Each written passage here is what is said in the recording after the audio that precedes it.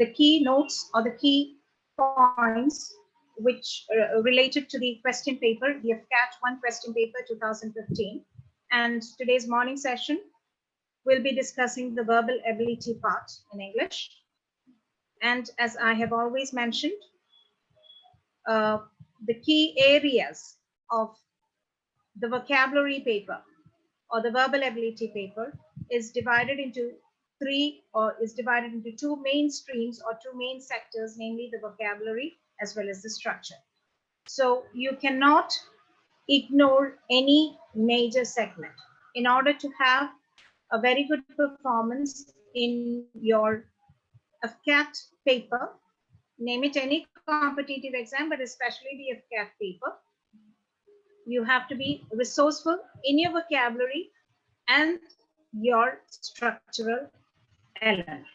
So today's section will be dealing both these aspects in the pretext of the questions which have appeared for the 2015. And I'm Susan. I'm a trainer of the British Council for International Exams, and I'll be handling this paper. So let's go for the first set of questions of AFCAT 1 2015 verbal ability. The first set of questions, please. In questions 1 to 4, we have a question which is asking us to select the most appropriate word which would explain the meanings of the idioms which are given below. So some of those idioms are quite familiar in everyday language, whereas some of the idioms, they are unfamiliar to our everyday conversation. So let's go to the questions first. And after reading out the questions and its options, I'll be giving you 1 minute time to prepare yourself and to write down the answer.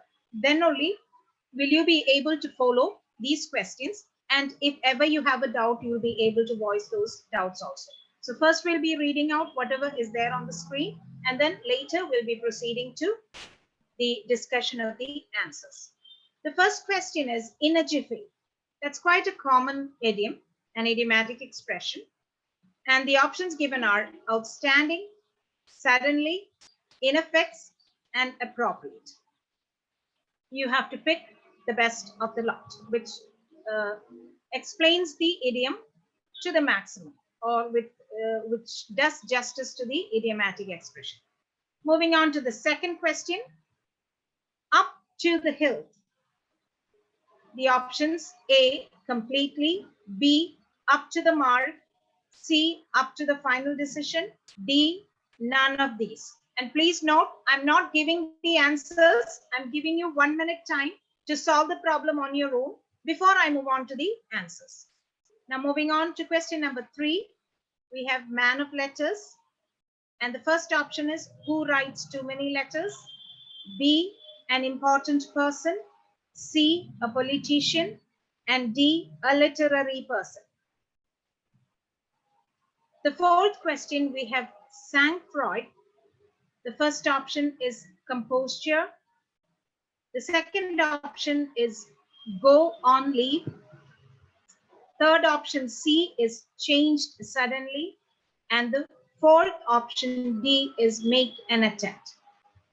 I'll be giving you exactly 1 minute time where you can go through these questions and their options and solve the problem on your own. And after 1 minute, I'll give you the answers to this. So go ahead, take 1 minute and not more than that, and try to solve these problems on your own. Go ahead.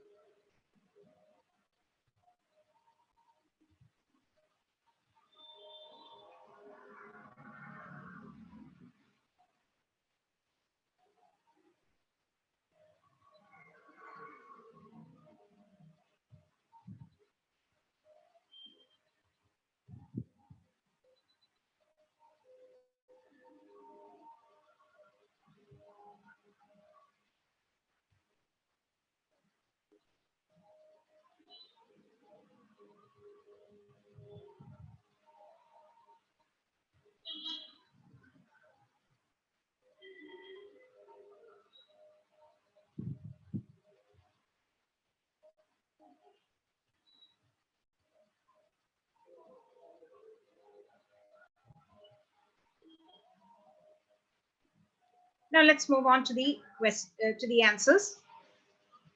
The first one, in a jiffy, obviously means he grabbed the child who was going to fall in a jiffy. So an impulsive action which you do at the spur of the moment, or which you do very quickly. Okay, more than suddenly. Actually, suddenly is an understatement there. So it's like in a jiffy means before you blink your eyes. For instance, I've been given you 1 minute time, and 1 minute seems to be nothing, but if you are watching the duration of 1 minute, if you watch each second tick by, you can understand that 1 minute indeed is a long time. 1 minute is more than enough for you to read the questions and think about the answers and select the answers. And why I am giving you this type of a training is so that you will have that ability to adjust your time when you approach these type of competitive exams, because we know that if we do not adjust your time, many a time children are not able to perform well, not because they don't know the answers, but because they are not capable of managing their time. So likewise, let us have the training from this first session itself. Even before you undertake the training, I'm just giving you a tip of how you could adjust your time and find the answers within this short span of time. Okay, so moving on to the second question. So obviously, as I told you, in a jiffy is in a very quick movement, okay, like in the blink of an eye. So apparently option B is the correct option for question number 1. Now moving on to question number 2, up to the hill. Up to the hill obviously means where it is completely, okay, it's completely up to the very tip, up to the very rim. If it's a glass, you call the rim. So the hilt is actually that up to the very end, it was completely immersed. So that's what is known as up to the hilt. So obviously A becomes the best option there. Then question number 7.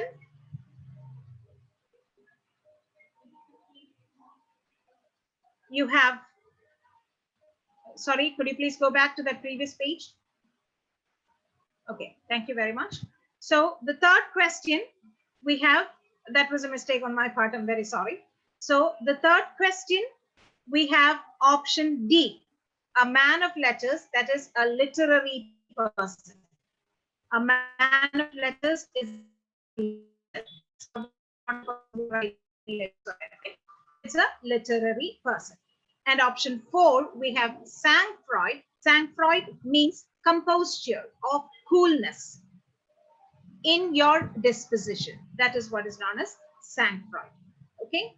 Now, shall we move on to the next set of questions, please? Okay. So here, questions 5 to 10, you are instructed to select the most appropriate word from the options against each number. So, like we discussed in the former classes, this is also a miniature form of a comprehension passage. And here, what is being evaluated is not just your vocabulary skill, but your structural ability also. So choice of structure, when I have a quick look at the questions, I do not think that there is too much of structure in form of tenses, but obviously there are the parts of speech which have been specified here in terms of preposition, in terms of modals, in terms of auxiliary verbs, and obviously the majority of the questions are related to vocabulary. Okay, so you ought to, why I'm trying to differentiate and trying to tell you the areas from which these questions have been picked up is to make you have an awareness of which are the areas you ought to be thorough in while you attempt these type of questions. Okay. Now, as I told you, this is a miniature form of a comprehension question. So you do not know what the error is or the area of the error. Now let's move on to the question as it is. As I did for the former question, I will be reading the question. I will be reading the questions and their options, and I'll give you 1 minute time to to find out the answers on your own before I give you the answer key. So, to the passage, as home entertainment, television is rapidly becoming more dash than any of the other medias. As news broadcast becomes more immediate when people actually see the image in question and the movement of the figures, films could be viewed at home and a variety of shows are also available. One of the advantages of the program is the dash of faraway places, which many viewers would not dash. So the fifth option, you have to fill in with any one of the words, and you've got interesting, popular, powerful, and purposeful as the options, of which you have to select the most appropriate word. Question number 6, the options given here are more or less auxiliary verbs and with a combination of models. Okay, so you've got could, would, might, and shall. Okay, so these are more examples of what do you call it, models or auxiliary verbs or whatever. And you have to select the best option among that.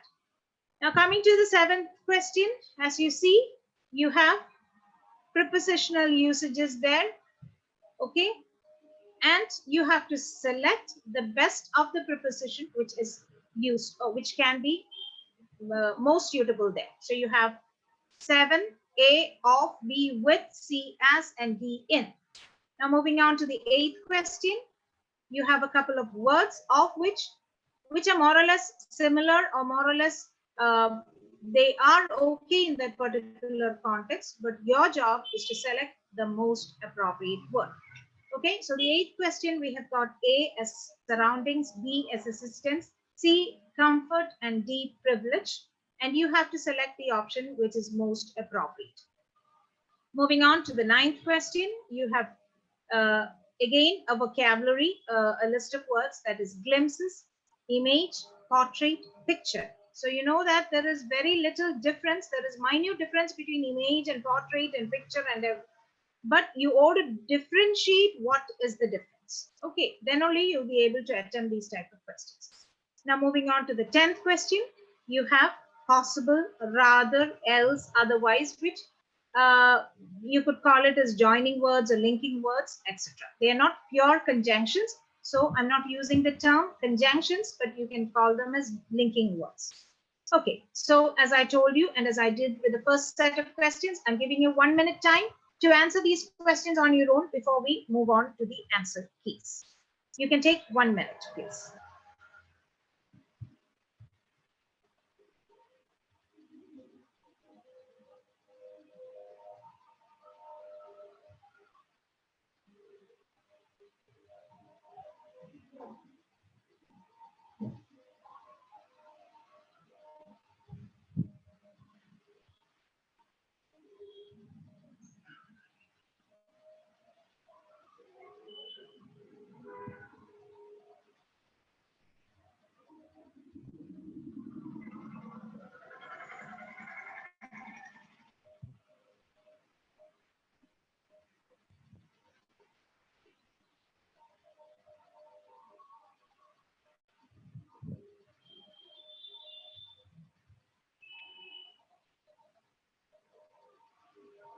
Okay, I think that is enough time for you to find the answers on your own.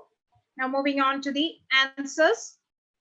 The 5th question, that is, as home entertainment, television is rapidly becoming more popular, of course. So B is the right option there. So 5B is the answer. Then any of the other medias, as news broadcast becomes more immediate when people, you've got could, people would, people might, and people shall. So obviously the first one, people could, because it's showing the ability of the people. People would will be denoting the future, and that too it is often used in impossible or imaginary situation. Might also, there is a lack of certainty there. Shall is denoting future, but even there it's not as appropriate a form as could. So obviously we could select could. People could actually see the. Moving on to the 7, out of question. So out, sorry, as in for D is the best option, in question, and the movement of the figures. And 8, you have got question number 8, you've got C, that is comfort of home. Comfort of the home, that the viewing of television in the comfort of the home. And option 9 is the, you could go for image or glimpses of faraway places which viewers would not possibly have otherwise obtained. Okay, so these are very simple, and actually there is no need to spend too much time on this. So if you have a very good competent skill in communicative English, then obviously the answers would just pop out and you'll be able to answer them very well and very confidently. Okay, so we have done 10 questions, and let's move on to the next set of questions, please. Shall we have the next set of questions, please, on screen? Thank you very much. Okay, so questions 11 to 14. We are expected to choose the word which is nearest in meaning to the given word. So obviously, you know, I've already explained that we will be having structure related questions. We will be having vocabulary related questions. And this comes under the vocabulary session, which one of the main areas or the main scenario is related to that of synonyms. So though they are asking as nearest in meaning, you can come across this question under the terminology synonyms or meanings. Okay, so we have got 4 questions here, of which 4 options are given for each of the question, and you have to select the word which is nearest in meaning to the given question. So you've got sporadic, and the options given are epidemic, B, whirling, C, occasional, and D, stagnant. 12, you've got genesis, and the options given are A, style, B, beginning, C, movement, D, relevant. Moving on to question number 13, we've got intransigent, and the options given are authoritative, A, B, impersonal, C, strenuous, and D, unbending. Moving on to option 4 or question number 14, we have intimidate, and the options given are A, misled, B, misplace, C, frightened, and D, demoralize. As I have given for the above options, you are now granted 1 minute time where you have to try and solve these 4 questions on your own, and after 1 minute, I'll be giving you the answer keys. So please take 1 minute and answer the questions.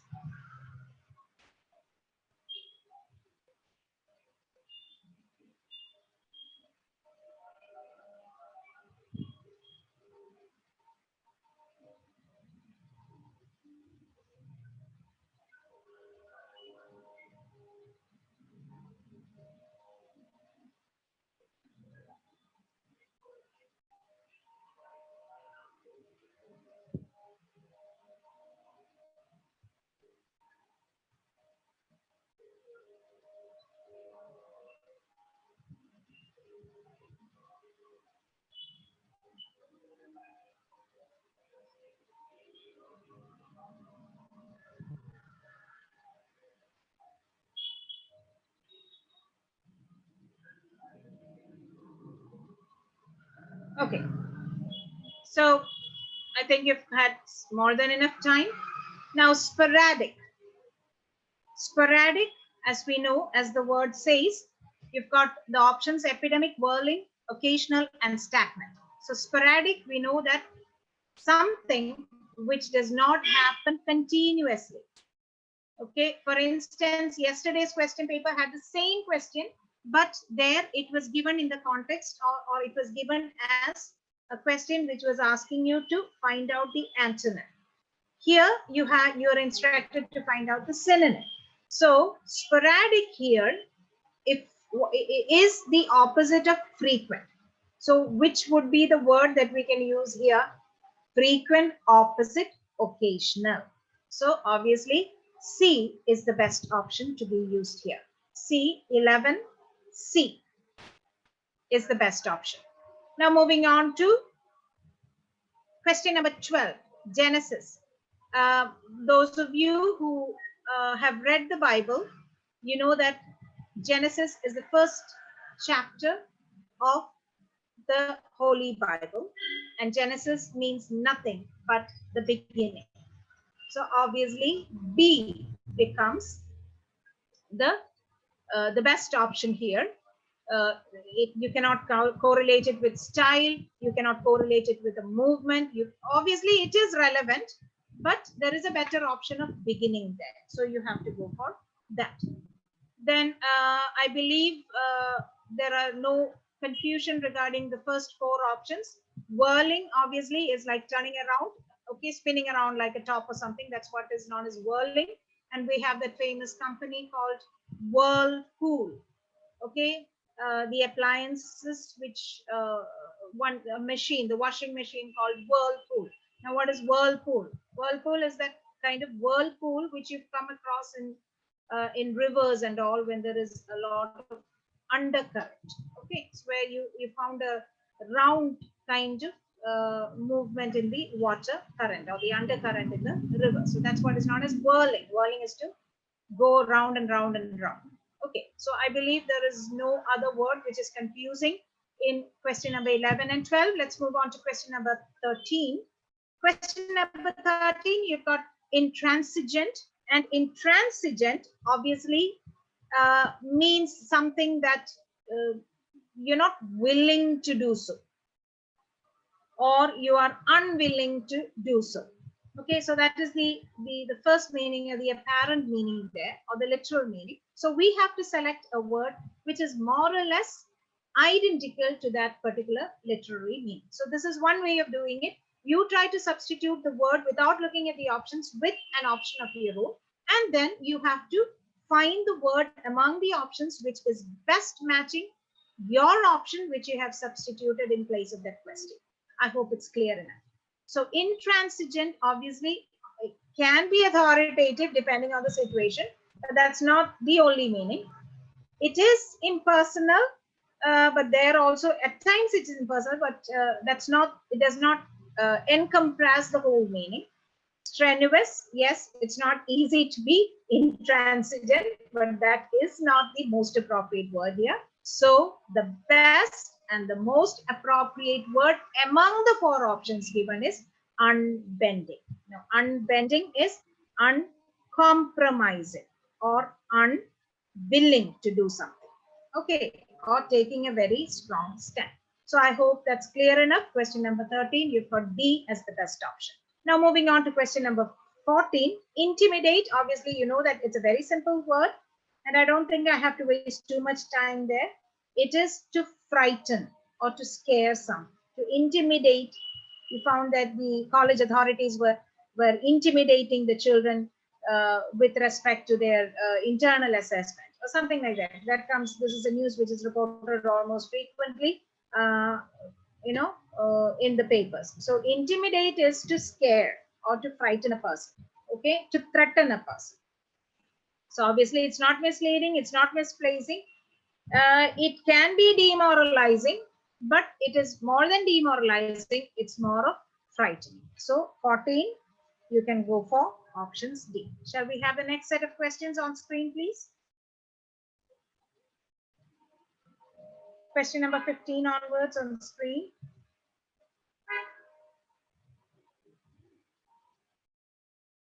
Shall we have the next questions on screen, please? Question number 15. Thank you. Now here, the former set of questions, we were asked to find out the synonyms. Here we are expected to do just the opposite. We are expected to find out the antonyms or the opposites in meaning. And here we have the first question, clemency. The options given are corporal, intolerance, compromise, and sensibility. Question number 16, it is cajole, nestle, succeed, bully, and moisten. Please note that T is silent in moisten. You just say moist. There is no pronunciation for the word T. It's just moisten. Question number 17, we have got malevolent, kindly, B, vicious, C, ambivalent, and D, primitive. And question number 18, you've got purgatory, which means reward, or B, option, celestial, C, flawless, and D, proximity. As we did with the others, I'm giving you 1 minute time. Go through the questions and please find out the best option, which means the opposite of the given word or the antonym of the given word. Take 1 minute and find the answers properly.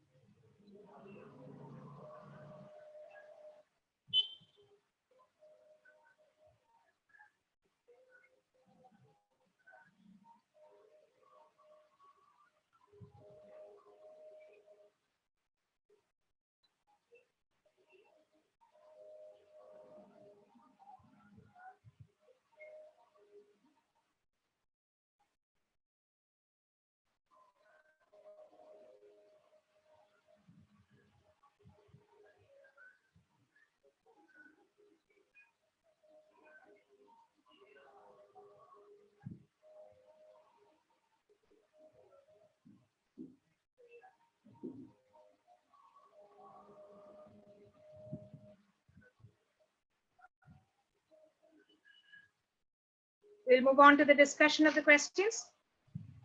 Question number 15, clemency. We've got corporal, intolerance, compromise, and sensibility. Now, as we know, clemency is related to the kind of religious, what do you call it, tolerance, or really in a religion, the kind of the kindness which is shown to the people, or the positive aspects of every religion is what is known as clemency. So obviously the lack of it would be the answer. So 15, you have got the answer as option B, intolerance. So clemency definitely has a positive meaning of compromise, of sensibility, of all these things. But the negative meaning or the opposite meaning is intolerance. Now, cajole. Cajole is to persuade a person. Now, what is the difference between persuasion and force? What is the difference between persuasion and force? See, for instance, we all have an urgency, or we all have an inbuilt force which is prompting us to do things. For instance, we have an examination and we don't need the help of an alarm if it's a very important day, or if we have to appear for an exam. And if you tell your mind itself that, okay, I have to wake up early, automatically, even without the ring of an alarm, you can wake up like that, because the urge is coming from within you. So that is what is known as persuasion. Okay, nobody is forcing you. You have a fast approaching exam. Those of you who are preparing for the AFCAT exam might be sitting in front of your phones or your laptops 4 hours watching our live stream because you want to become part or you want to clear the AFCAT exam. So very often, unlike all the other competitive sectors, when I have my live classes, almost everyone, irrespective of all the batches which I've been handling all these years, every one of the defense students, the aspirants of the defense sector, they have an inner urge to join this. They have an inner urge to join the Navy, to join the military, to join the Air Force. And that urge is not out of compulsion from an external force. That urge comes from within. It can be XYZ factors which have influenced that urge, or XYZ persons who have inspired them to have that urge, but the inner urge comes from themselves. And that is the difference between force and persuading a person. So when you persuade a person, or when a person is persuaded, it is a type of force, but that force comes from within, or you are forcing yourself to do something. Whereas force, as it is when the urge comes from an external force, where you are compelled to do something which even you don't like. So cajoling is more of a persuasion than of forcing. Okay, so in that case, nestling obviously is making a person settled or something, secede. So the best option which we can select here is to bully a person. Moisten and all doesn't have any, what do you call it? It doesn't have to be there. It doesn't have any relevance at all to this question. So there are majority of these questions or the options you can delete at the first go itself, and of which you've got nestling and bullying, which are more or less could be there. For example, you're nestling, you're comforting your person, and you're prompting that person to do something. That could be right, but definitely it is not as right as I'm talking in respect of meaning. But the correct option here is bully. Okay, now coming to option 17, malevolent. We know malevolent is associated with a very negative attitude. So we have option 17. The best one is, the best option which we can select is kindly. So A is the answer here. Okay, so 17A. Now coming to purgatory. Purgatory, as we all know, those who have firm beliefs in after death and all that, we don't know what is going to happen to our souls, but we do believe that if you have not led a proper good life in this world, then your soul is going to suffer in the other world. So there is a saying that the soul would be, if you have done too much of evil in this life, then your soul can be taken to the other world and might have to undergo a lot of sufferings in a particular place, which is known as the purgatory, where you can be cleansed of your sins, and then only will you be forgiven and taken to the heavenly world. So purgatory is a what do you call it, a stage 1 process, which is cleaning you, which is cleansing your sins and then taking you to heaven. So you have to go. So the opposite, definitely, purgatory is suffering. You're tortured like anything there, and the lack of that torture, or the after that torture, you are taken to a world which is full of happiness and glory, and that is almost heaven. So you have to look for a word which can mean somewhat similar to heaven. So reward, okay, is there. Flawless also is one quality of heaven. Proximity is nearness, which is not very appropriate here, but celestial means divine or heavenly. So obviously the best option which we can select here is celestial, which is heavenly or divine. So question number 18, the best option is B, celestial. Now shall we have the next set of questions, please? Next set of questions, please. 19 onwards.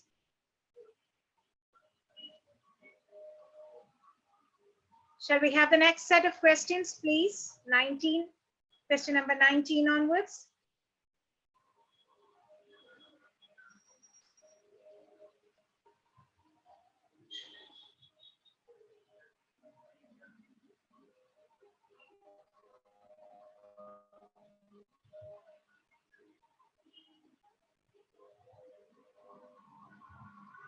On screen, could we please have the next set of questions?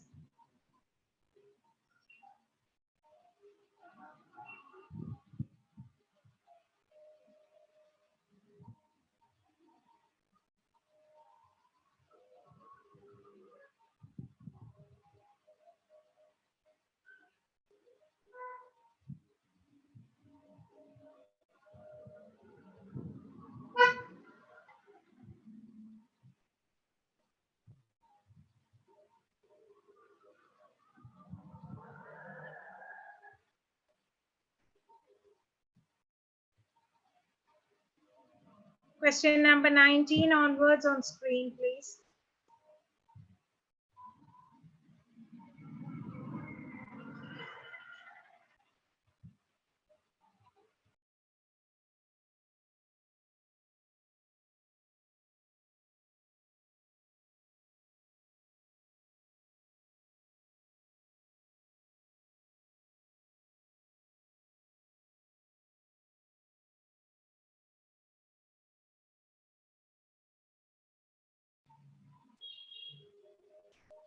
The next set on screen, please. Can I have question number 19? Thank you very much. Okay. Now here, question number 19 to 21, we are asked to read the passage carefully, and we are expected to answer the questions which are given below that. Sorry for that delay in the, it should have been a technical problem. Okay. So we have the first question, that is, in spring, polar bear mothers emerge from dens with 10-year-old should be cubs. Mother bear has fasted for as long as 8 months, but that does not stop her from demanding full access to her remaining reserves. If there are triplets, she persists and stands to gain an extra meal at the expense of others. The smallest cubs forfeit many meals to stronger siblings, and females are protective of the family to ignore family rivalry over food. In 21 years of photographing polar bears, I have seen only one scene, the smallest of triplets survive until autumn. So obviously, when you read this passage, you can understand that, or the first idiom which comes to your mind, or the first proverb that comes to your mind is survival of the fittest. Survival of the fittest. So here you find that the mother bear as well as the cubs are having a kind of a struggle to survive. Okay, so what is the whole situation here? So we have question number 19. With reference to the passage, the following assumptions have been made. Polar bears fast as long as 8 months due to non-availability of prey, and polar bears always have given birth to triplets. So obviously the second statement is not that correct. Okay, but at the same time, you cannot ignore the fact that polar bears do not ignore. So 2 only definitely is not correct. Both 1 and 2 are not correct because of the word always in the second question. So if you go for the second question, the assumption is polar bears always give birth to triplets, and which is not true. So you cannot assume that that is a true statement. So in that case, we can go only for the first option, that is A. 1 only is the correct option. Okay, so I hope that is clear enough. Now, shall we move on to the next question? Question number 20 on screen, please. Question number 20 on screen.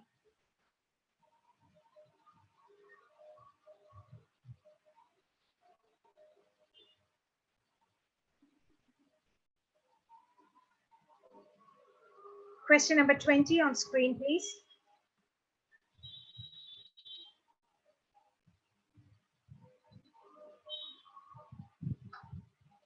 There's a small delay in the screen. Okay, so please be tolerant enough. Please bear the delay. Question number 20, please.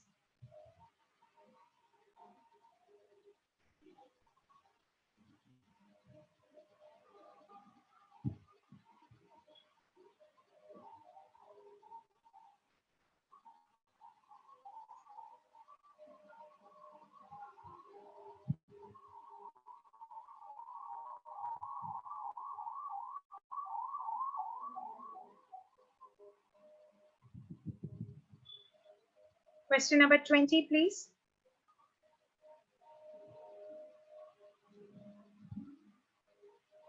Question number 20.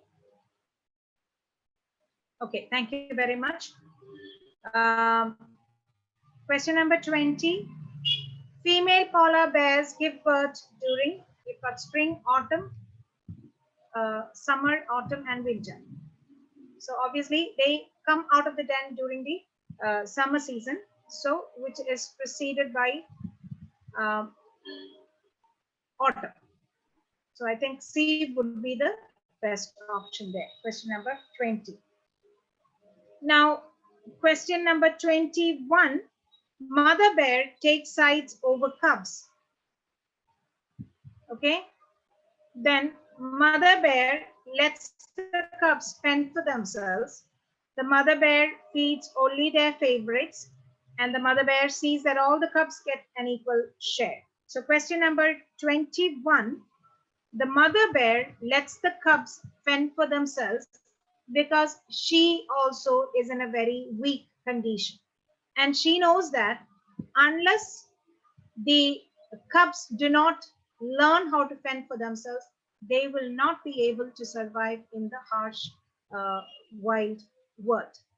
Okay, so obviously the cubs are left alone, and the principle of the survival of the fittest is applied.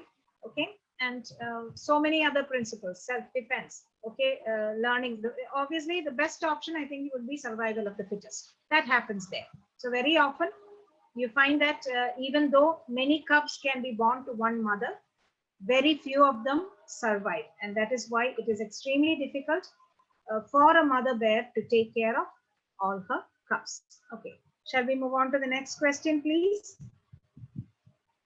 Question 22.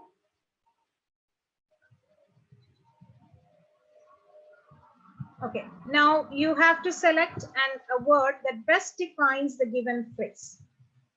You have 22, a curtain lecture, and the options given are to speak plainly, B, vulgar ideas, C, a private scolding of a husband by his wife, D, hate others. 23, you have square pegs in round hoops, which means a genuinely helpful person. B, it means a clever person. And C, people in the wrong jobs. D, it means to be perplexed. Question number 24, in weal and woe, it means by hook or crook. B, it means during illness. C, in prosperity and adversity. D, during the operation. Question number 25, globetrotters. The first option is people against global philosophy, people indulging in treachery, C, intelligent minds, and D, travelers around the world. So I did with the former options. I'll be giving you exactly 1 minute time, and within the 1 minute time, please find out the best option, the word that best defines the given phrases. You're given 1 minute time for that.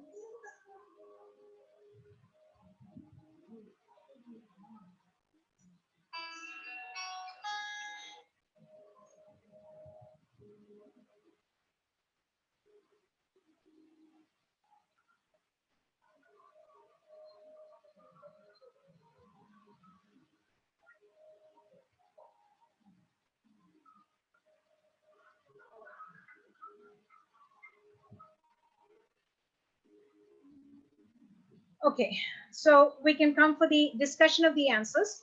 A curtain lecture is the first one, where you have the various options there. It is uh, to speak plainly, to have vulgar ideas, a private scolding of a husband by a wife, and to hate others.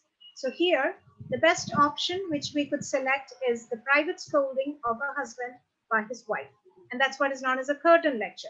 So often we find that in the domestic household, if the wife wants to communicate something to the husband, he might be sitting in the forefront, but in reality, he is controlled by his wife who is standing behind the curtains. And those type of husbands who are controlled with an invisible rein by their wife are known as hen-pecked husbands.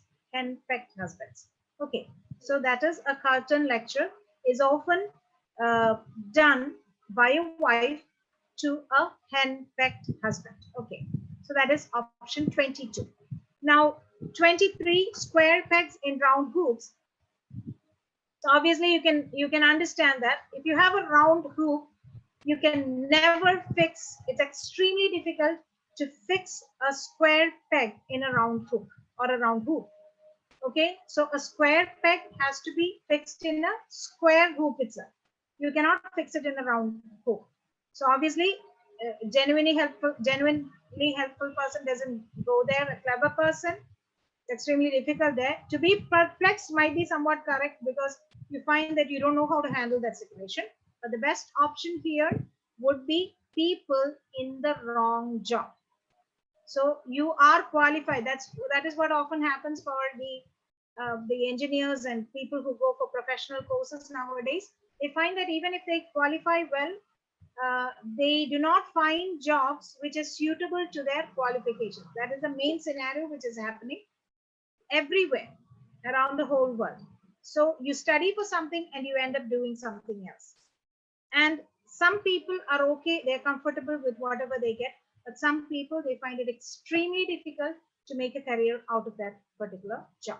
Okay, now you move on to the next option, that is in wheel and woe. Wheel and woe, you have several options there. That is by hook or crook, during illness, in prosperity and adversity, and during the operation. Wheel obviously means happiness. Woe means sorrow. So the best option here would be C, that is in prosperity, where you are happy, and in woe, that is sorrow, and that is, and you're sorrowful when you face an adverse situation. So in prosperity and adversity would be the best option which we can select there for question number 24 in wheel and woe. Now the last question in this group, that is question number 25, globetrotters. You've got four options there: people against global philosophy, people indulging in treachery, intelligent minds, and globe obviously refers to the world. So trotting means walking around. So traveling, or trotters could mean traveling or going around. So obviously this word globetrotters refers to the travelers around the world. And we often find that tourists would love to, and note the pronunciation of the word tourist. You might have learned it, or you might have been tempted to use or to pronounce the word as tourist. I'm sorry, that is not the right pronunciation. The right pronunciation of the word T-O-U-R is tour. You go on a study tour, and those who come to visit your country from foreign lands are known as tourists. So travelers around the world as visitors from other parts of the world can be called as tourists. So that is the 25th question. Shall we move on to the next set, please?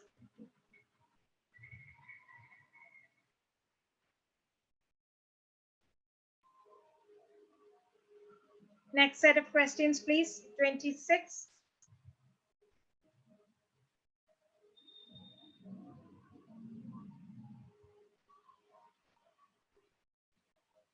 So here you have to pick out the correct word. Okay, you've got connoisseur, 27, 28, equanimity, 29, veterinary. Okay, so there also you're given, you don't actually need 1 minute time. within less than 1 minute, you'll be able to solve it.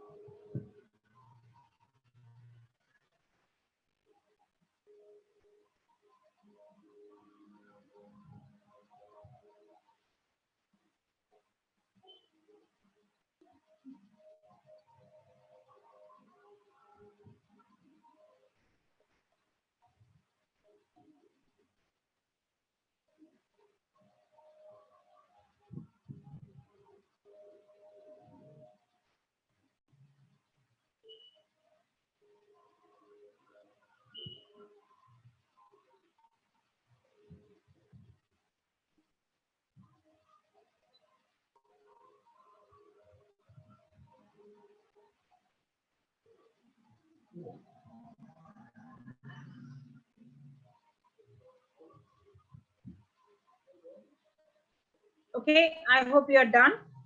Now moving on to question number 26. You've got C as the correct pronunciation, sorry, as the correct spelling. That is CONNOISSEUR.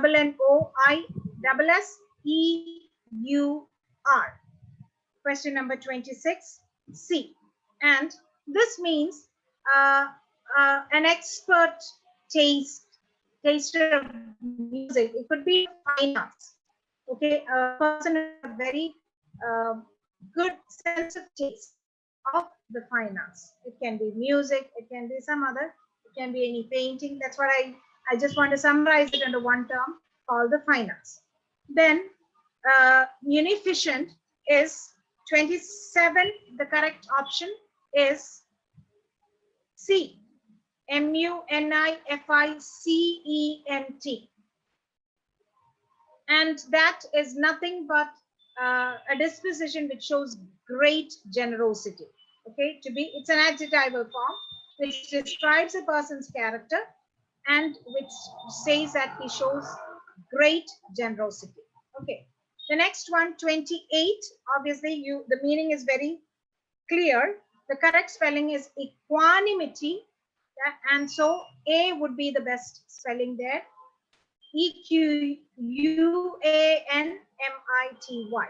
And here it means nothing but having that balanced state of mind in positive situations as well as negative situations. So that is equanimity.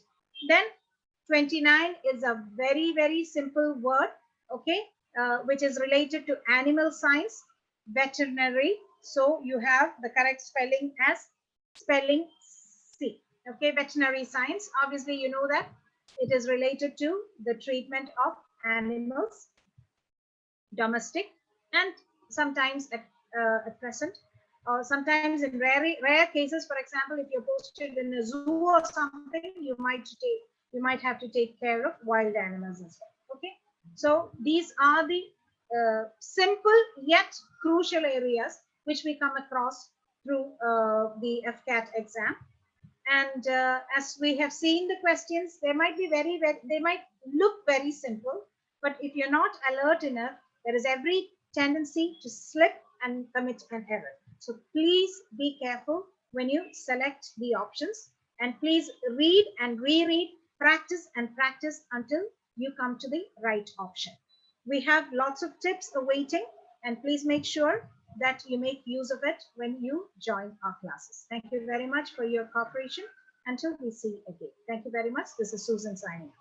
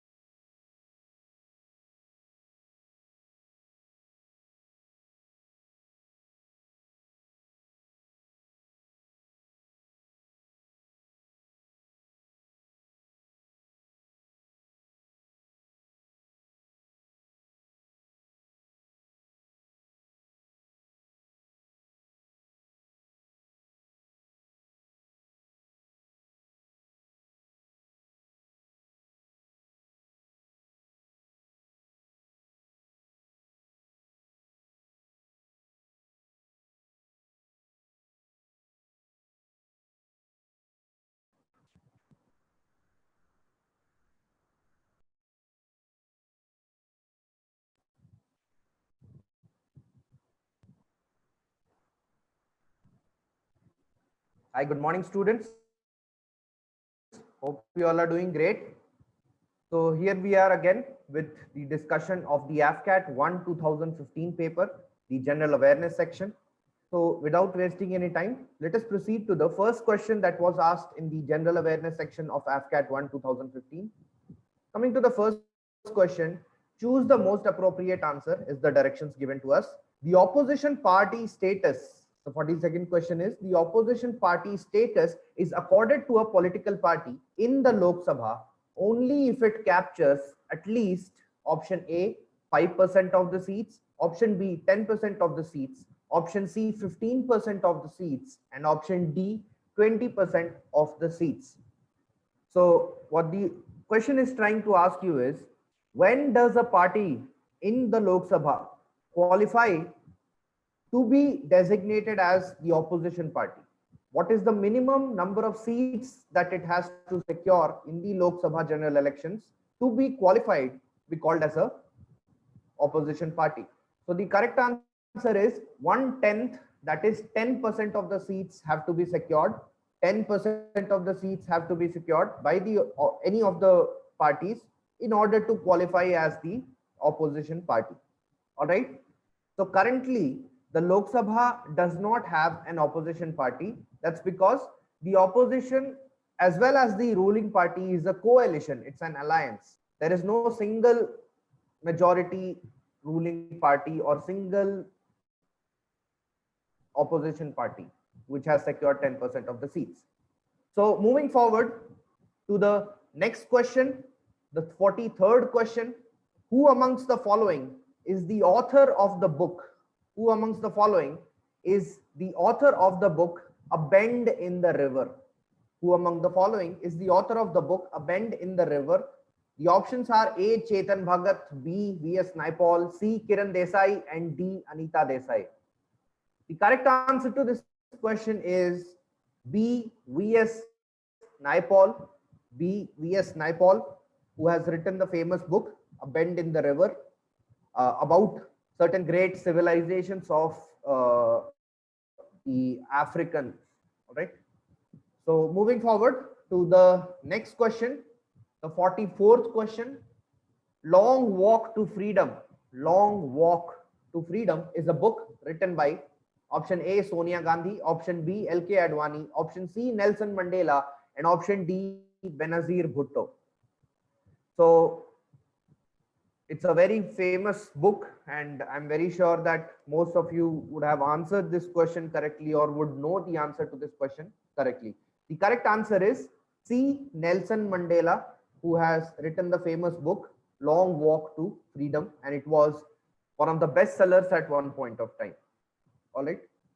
Moving on to the 45th question, which sports personality has been awarded the honorary rank of Group Captain by the Indian Air Force? Which sports personality has been awarded the honorary rank of Group Captain by the Indian Air Force? The options given to us are A. Kapil Dev, B. Sania Mirza, C. Saina Nehwal, and D. Sachin Tendulkar. All right. So out of the options given to us, the correct answer is D. Sachin Tendulkar, who has been given the honorary rank of Group Captain by the Indian Air Force, and he is also one of the members of Rajya Sabha, right? Because of his important contribution, a nominated member of Rajya Sabha, he is a nominated member of Rajya Sabha, and because of his important contributions towards arts, the field of arts, that is the field of sports. All right. So the correct answer to the 45th question is D. Sachin Tendulkar. Moving forward to the 46th question, which country among the following has been declared Ebola free by WHO? Which country among the following has been declared Ebola free by WHO? The options given to us are A. Sierra Leone, B. Liberia, C. Nigeria, and D. Guinea. A. Sierra Leone, B. Liberia, C. Nigeria, and D. Guinea. So the correct answer to this question is B. Liberia. You can see this is a news clipping from the year 2015, and the news headlines reads, how Liberia got to 0 cases of Ebola. right? And the next news clipping that you can see is the Ebola outbreak in Liberia is over. So way back in 2015, Liberia was one of the first nations, one of the first countries where the Ebola problem, the Ebola epidemic had you know caused a huge toll on the lives of the people, but it was due to the proactive measures of the Liberian government, the Ebola outbreak could be contained in a very short period of time. So moving forward to the 47th question, how many gold medals did India win in the Incheon Asian Games held in October 2014? How many gold medals did India win in the Incheon Asian Games held in October 2014? The correct answer to this question is a total of 8 gold medals were won by India, a total of 8 gold medals. And this is a screenshot of the medals tally of all the countries who were a part of the Asian Games 2014 held in Incheon, South Korea. You can see the first rank has been secured by China, followed by Japan, then South Korea, right? And then there are some Southeast Asian countries, and at the 9th rank you have our India, right, with a total of 8 gold medals, 13 silver medals, 20 bronze medals, which makes the medals tally of India to 41. So the correct answer to this question is D8. All right, let's move to the next question. Who has been appointed as the new Finance Secretary of India? Who has been appointed as the new Finance Secretary of India? And the correct answer to this is a former IAS officer by the name of Rajiv Mehershi has been appointed as the new Finance Secretary of India. It was way back in 2014. All right, it was way back in 2014, and then there were several changes. New people came in and came out of that. I think Rajiv Mehershi has also holds the designation of being the Election Commissioner of India sometime back, right? So the correct answer to the 48th question, Finance Secretary of India, is B, Rajiv Mehershi. Moving forward to the next question, the 49th question, which among the following is India's first long-range subsonic cruise missile? Which among the following is India's first long-range subsonic cruise missile? So first of all, understanding the question is very important. So the moment we say subsonic, we are speaking of something which has its speed below the speed of sound, right? When we speak of supersonic, means something which has speed more than sound. When we speak of hypersonic, we are speaking of something that has speed more than thrice that of the speed of sound. So India's first long-range subsonic cruise missile, that means we are speaking of a missile that has speed less than the speed of sound, and we are talking of cruise missile. There are two kinds of missile that are operational all over the world, which is ballistic missile and cruise missile. And there are small differences between the operations of these. Ballistic missile is a launched missile, a missile that is propelled in the form of a projectile, and it hits a target. However, we cannot ensure the accuracy of ballistic missile. We cannot make sure that we cannot lock the trajectory of a ballistic missile with the target. But in case of a cruise missile, which is a laser guided precision missile, the target can be locked and the cruise missile will not be propelled in the form of a projectile. It will be a horizontally or a vertically traveling missile, and it will go and hit its target. So that is what we mean by subsonic cruise missile. All right. Now, since we are locking the target for a cruise missile, it is not possible for it to have a very long range. Unlike ballistic missile, which can have an intercontinental range, more than 5,000 kilometers can be the range of a ballistic missile because it is a propelled one. So definitely we cannot have the Agni series in this. And the correct answer here is going to be Nirbhay. Nirbhay, the first long range subsonic cruise missile of India. Please remember there are a total of 3 cruise missiles that India is working on currently and India currently owns. And their names are, as you can see on your screen, Nirbhay, Babar, and BrahMos, where BrahMos is the world's fastest cruise missile. BrahMos is the world's fastest cruise missile. BrahMos has been developed by the collaboration of India with Russia. BrahMos, in fact, stands for Brahmaputra and Moskova, the two rivers of India and Russia, respectively. All right. So BrahMos is a medium jet ramjet supersonic cruise missile and is the world's fastest cruise missile, but it is not India's first cruise missile. All right. India's first subsonic long range cruise missile is Nirbhay, right? So you can see long range subsonic cruise missile designed and developed by DRDO, and the range is around 1000 kilometers, which is a very long range for a cruise missile. Cruise missiles are not known to have such long ranges. You can see BrahMos, the range is only around 300 kilometers. You can see Babar, the range is around 700 to 750 kilometers. So that's why we say that Nirbhay is India's first long range cruise missile. Moving forward to the next, there is another news clipping here, and sometimes Nirbhay is also nicknamed as the Desi Tomahawk. Okay, it is also nicknamed as the Desi Tomahawk.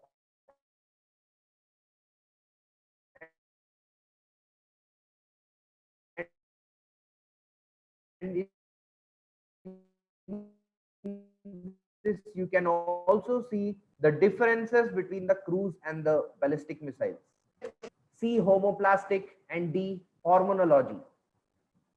Now, one thing that you would have read about in your science textbooks is Robert Hooke.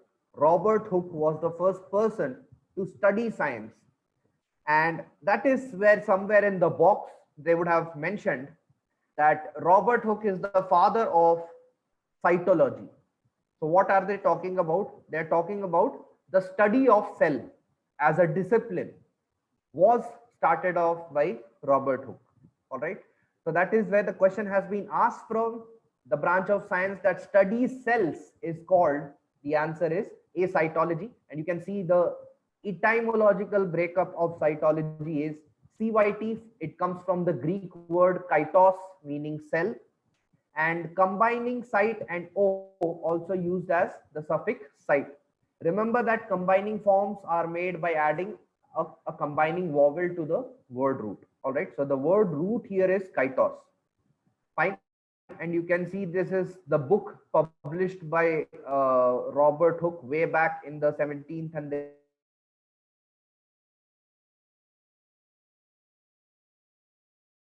to the 51st question. How many vice presidents are elected at the start of its regular session at the United Nations General Assembly? How many vice presidents are elected at the start of its each regular session of the United Nations General Assembly? Now there is one president that is elected, and there are a total of 21 vice presidents that are elected before the starting of every regular session of United Nations General Assembly. Please remember that. So the correct answer to this question is B, 21. Moving forward to the next question, the 52nd question. The highest civilian award of India, Bharat Ratna, has been awarded to only 2 foreigners so far. One of them is Nelson Mandela. The other one is. So they are essentially asking a question about an award called Bharat Ratna, which is awarded for outstanding contribution in different fields to India's rich cultural heritage and legacy. Now, it has been awarded to 2 of the foreigners. One is Nelson Mandela, the other one is being asked, right? So one is Nelson Mandela and the other one is a freedom fighter from the Northwestern Frontier Province, which in today's time is the Khyber Pakhtunkhwa province of Pakistan. The NWFP has now become Pakistan, right? And the NWFP is identifiable with the Khyber Pakhtunkhwa province of Pakistan. And During the freedom struggle of India, way back in the 1930s, there was a person by the name of Khan Abdul Ghaffar Khan, okay, Khan Abdul Ghaffar Khan, who was popularly nicknamed as the Frontier Gandhi. He was popularly nicknamed as the Frontier Gandhi. Why he was called as the Frontier Gandhi is because his modus operandi of satyagrah was very similar to that of Mahatma Gandhi. And since he applied those principles to the northwestern frontier province, that is why he is called as the Frontier Gandhi.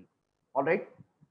And also you must be knowing that he set up his own organization of servants of the god, and they were known as Khudai Khidmatgars. Khudai Khidmatgars, and their job was social service in the benefit of people. He was the bulwark of the 1930 civil disobedience movement during the 1930s. So in the northwestern frontier province, the civil disobedience movement had acquired prominence due to the efforts of Khan Abdul Ghaffar Khan. So that's why the second Bharat Ratna awardee is none other than your option C, Khan Abdul Ghaffar Khan. Moving forward to the 53rd question, Sir C.V. Raman was awarded Nobel Prize for his work connected with which of the following phenomenon of radiation? The options given to us are A, scattering, B, diffraction, C, interference, D, polarization. So you would have heard of the famous Raman effect. Raman effect that was very popular way back in the 1930s, and it was C.V. Raman who had investigated into the scattering, the inelastic scattering of a photon. That was his subject of experiment. Inelastic scattering of a photon, or inelastic scattering of light waves. So that's how we can say that C.V. Raman was awarded the Nobel Prize way back in the 1930s for his theory known as the Raman effect, his research known as the Raman effect, and the Raman effect deals with the inelastic scattering of photons or light waves. So that's how the correct answer for the 53rd question is A, scattering. Coming to the 54th question, in which city is the headquarters of Asian Development Bank located? In which city is the headquarters of Asian Development Bank located? Very famous in today's time. It's a bank that has been started by the efforts of BRICS countries to wane off the influence of the Chinese sponsored bank by the name of AIIB, Asian Infrastructure and Investment Bank. So the Asian Development Bank is in huge prominence in today's time, and it is known for having fought poverty in Asia and the Pacific. And the headquarters of this is located, thankfully, not in China, in Manila, Philippines. Okay, it is located in Manila, Philippines. Moving forward to the 55th question, the K-15 missile. The K-15 missile is A, submarine launched ballistic missile, SLBM, B, intercontinental ballistic missile, ICBM, C, medium range ballistic missile, MRBM, and D, short range ballistic missile, SRBM. So the correct answer to this question is K-15. First of all, the K-15 missile stands for the famous Sagarika missile, the Sagarika missile, and it is a submarine to surface missile. All right, it is a submarine launched missile. It can be launched from the submarine. However, it is not a torpedo. A general misconception that people have is submarines can launch only underwater missiles that are known as torpedoes. However, Sagarika is a submarine launched surface to air missile or surface to surface missile. That is, it can target airplanes or warships while being submerged underwater. All right. So please understand, K-15 is the correct answer is A, a submarine launched ballistic missile. It's an SLBM. All right. Moving forward to the 56th question, India agreed to UN Chief Ban Ki-moon's offer to remain as a member of the advisory board of one of the following recently. India agreed to UN Chief Ban Ki-moon's offer to remain as a member of the advisory board of one of the following recently? The options given to us are A, UNCCT, B, UNICEF, C, UNEP, and D, UNCTAD. All right, A, UNCCT, B, UNICEF, C, UNEP, and D, UNCTAD. So the correct answer to this question is A, UNCCT, UNCCT, and UNCCT stands for, first of all, in order to be able to answer this question correctly, you must know the full forms of each of these correctly. Correct? So UNCCT, option A, stands for United Nations Counter-Terrorism Council, something like that. United Nations Counter-Terrorism Council. So it is basically a body that is dedicated to counter-terrorism operations, fight against the global terrorism, right? The option B is UNICEF, that is United Nations International Children's Education Fund, right? The C option is UNEP, United Nations Environment Program, United Nations Environment Program. And the D option is UNCTAD, United Nations Convention on Trade and Commerce, right? So out of all of this, India recently had decided to remain a member of the advisory board of the UNCCT, all right, on request of Ban Ki-moon, the United Nations chief, the former chief, right? Moving on to the 57th question, the Kaziranga National Park is famous for which of the following animals? There cannot be an easier question than this. A, one-horned rhinoceros, B, tigers, C, swamp deers or Barasingha, and D, elephants. So every year it is in news that the Brahmaputra river gets flooded and the Kaziranga National Park gets flooded, and there is loss of livelihood and animals and wildlife that takes place over there. And every time it is in news that the one-horned rhinoceros is being loses its life there, right? So the correct answer to this question is A, one-horned rhinoceros, A, one-horned rhinoceros, right? And it is a UNESCO World Heritage Site, all right? Kaziranga is very much a UNESCO World Heritage Site, and it is the only place in the world where we have one-horned rhinoceros, all right? It is the only place in the world where we have one-horned rhinoceros. Moving forward to the next question, the 58th question. Who was the first Indian to win an individual medal in Olympics? Who was the first Indian to win an individual medal in Olympics? The options given to us are A, Milkha Singh, B, P.T. Usha, C, Karanam Malleshwari, and D, K.D. Jadhav. The correct answer is D, K.D. Jadhav. As you can see in this figure, he had won the bronze medal for India. You can see him standing at the third pedestal, and he is also in the police force, and he was also a wrestler from Maharashtra. So that's how the first Indian to win an individual medal in Olympics was K.D. Jadhav way back in the 1950s, 60s. Moving forward to the 59th question, who among the following was the Congress president at the Madras session of 1927 when it boycotted the Simon Commission? So if you have seen the 2016 paper 1 of AFCAT, 2016 AFCAT 1 and 2015 AFCAT 2, the question that was asked is, who was the Viceroy of India when Simon Commission visited India? Who was the Viceroy of India when Simon Commission visited India was the question of 2015 AFCAT 2 and 2016 AFCAT 1. Accordingly, the question that has been put in 2015 AFCAT 1 is, who was the Congress president, who was the presiding officer of the Congress session held in Madras in 1927? The options given to us are A, Maulana Abul Kalam Azad, B, Mukhtar Ali Ansari, M.A. Ansari, C, Lala Lajpat Rai, and D, Subhash Chandra Bose. So the correct answer to this question is B, M.A. Ansari, Mukhtar Ali Ansari, who was the Congress president at the Madras session of 1927 when it boycotted the Simon Commission?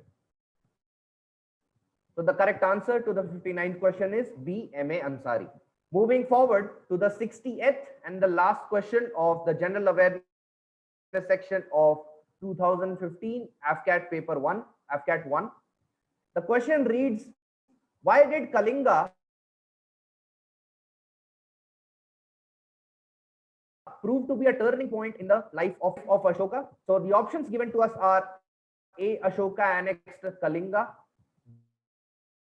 B. It was the starting point of the expansion of his empire, C. Ashoka became a zealot Buddhist,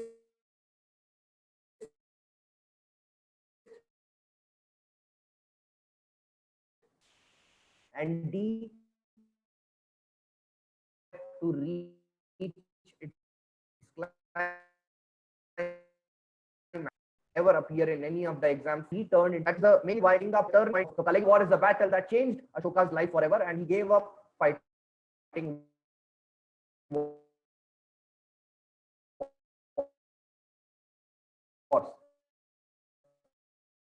Turned a Buddhist. So that became a zealous Buddhist. Wings was not part of the espionage system described by Kautilya. Which one of the following wings was not part of the espionage system described by Kautilya, right? And the options given to us are A. crime branch, B. special branch, C. political branch, D. none of these.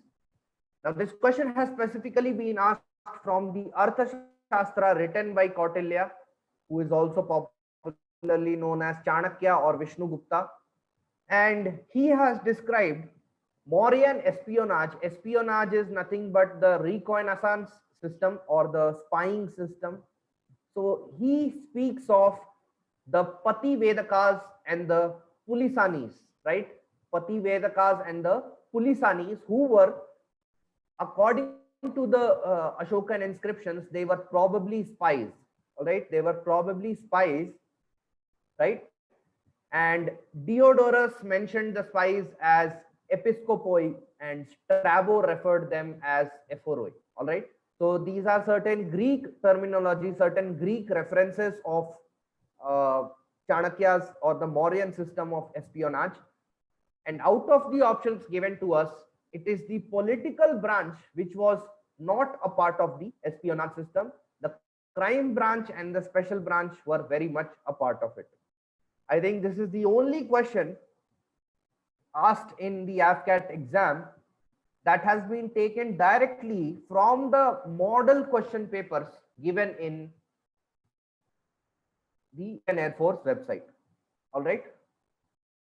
Moving forward to the 62nd question, Alauddin Khilji did not build which of the following? Alauddin Khilji did not build which of the following? The options given to us are A. Siri Fort, B. Tomb of Jalaluddin, C. Hauzi Alai, and D. Jamaat Khana. A. Siri Fort, B. Tomb of Jalaluddin, C. Hauzi Alai, and D. Jamaat Khana. Right? So Jamaat Khana mosque basically. Right? So you can see the first picture here. It is the Siri Fort of Delhi. Siri Fort of Delhi, constructed very much by Alauddin Khilji. This figure here is that of the Jamaat Khana mosque. The Jamaat Khana mosque.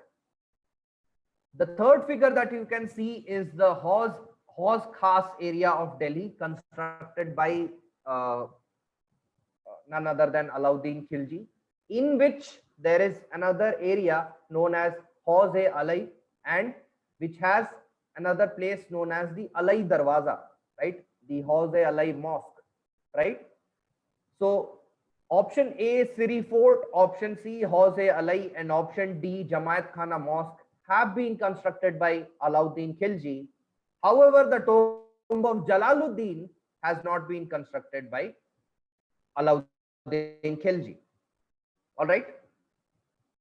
So moving forward to the next question, which one of the following dynasties was ruling over India at the time of Alexander's invasion?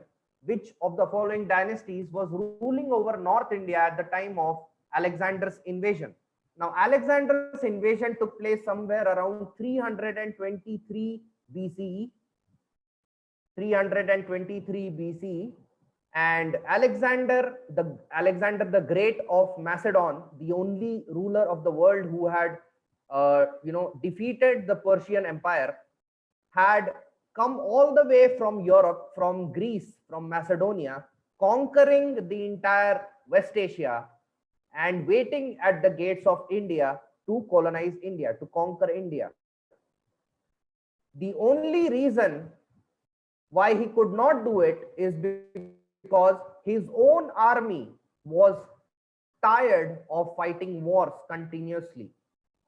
Alexander had already defeated King Ambhi of Takshila and King Porus on the banks of Jhelum. And when he was about to cross the Ravi River, that is when his army refused to march forward. The reason why they refused to march forward is, first of all, they were tired of the long drawn wars that they had been fighting in the entire West Asia for several years. The second reason is known to be the existence of Nanda Empire in the UP, Bihar, Bengal and the northeast areas. Now, Alexander's army had never seen elephants. It was an army consisting only of cavalry, horses. Whereas the Nanda Empire in those times possessed 9,000 elephants. And that was the major reason behind Alexander getting scared, Alexander's army getting scared of marching forward towards Ravi. And also Nanda Empire was quite well known for its iron-handed rulers such as Mahapadmananda. So it was having a dreaded name in the minds of Alexander, and that's how the dynasty that ruled the northern parts of India of Alexander's invasion was a Nanda dynasty. Which of the following intercontinental ballistic missiles, ICBMs, is under development in India? The intercontinental ballistic missile currently under development in India is the Agni 6. We have not been able to deploy Agni 6 fully. You can see in the news clipping that I have shared, the design has been completed. The engineering work, however, is underway, and it will take more time for them to perfect it. The reason why we have not been able to perfect is because Agni 5, the Agni 5 version of it, is having a nuclear payload capacity of 1 ton and a range of around 5,000 kilometers. The Agni 6 version that we are trying to make, we are aspiring it to have a range of 11 to 12,000 kilometers and a payload capacity of 3 tons. So it's not an easy task, and nobody in this world has been able to manufacture an intercontinental ballistic missile of the capability of what India is aspiring to make in the name of Agni 6. So once we launch Agni 6, it will be the best intercontinental ballistic missile that the world has ever seen, just like how India has proved to the world in the terms of cruise missile. We have the world's fastest cruise missile, which is the BrahMos missile. All right. So Agni 6 is still underway in its development. Moving forward to the 65th question, who among the following was adjudged as the most valuable player of the 17th Asian Games held at Incheon, South Korea? Who among the following was adjudged as the most valuable player, MVP, of the 17th Asian Games at Incheon, South Korea? The correct answer is B. Kosuke Hajino of Japan. A swimmer of Japan by the name of Kosuke Hajino was declared as the most valuable player in the 17th Asian Games held at Incheon, South Korea. So with that, we have come to an end of the discussion of the general awareness section of AFCAT 1 2015 paper. Now, I wish all of you guys who are writing the AFCAT 2 2020 on the 3rd, 4th, and the 5th of October 2020 all the very best. Prepare hard and do well in the exam. Signing off. Thank you.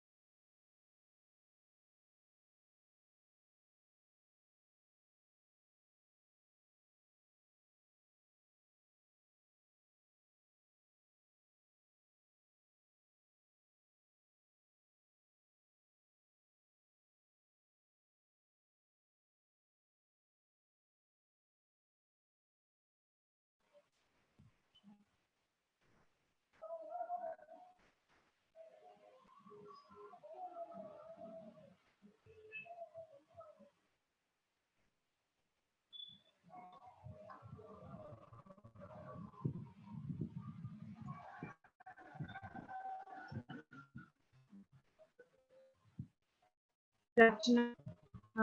Welcome to the second session of the verbal ability paper. And now we'll be discussing the AFCAT 2 2014 question paper. And as I have always mentioned in the former sessions as well, please take note of all the oft-repeated questions which often arrive, okay, which will be mainly based on the vocabulary as well as the structural aspect. So now we'll be dealing AFCAT 2 2014 question paper. And those of you who are viewing this live, please make sure that you take note of the questions, and you will be given time to solve it after the reading of the questions. So we have questions 1 to 6, where you're asked to select the most appropriate word from the options in each number. And the first question, science has made an dash contribution to the relief of human suffering and humanity to a deep sense, a deep dash of gratitude to scientists whose dash has led to many dash discoveries and inventions which have intensified or have not dash human pain and misery. Okay, so you have 6 questions here, and you will be given exactly 1 minute time to find the answers for those 6 questions. And after that 1 minute, we will move on to the discussion of the answers. So 1 minute time for your preparation.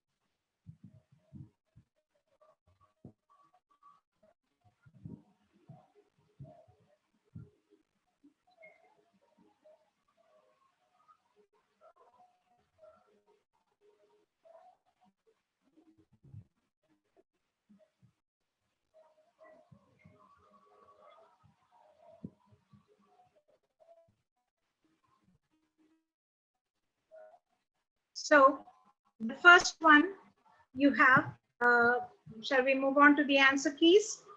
So the first one you have B as the answer.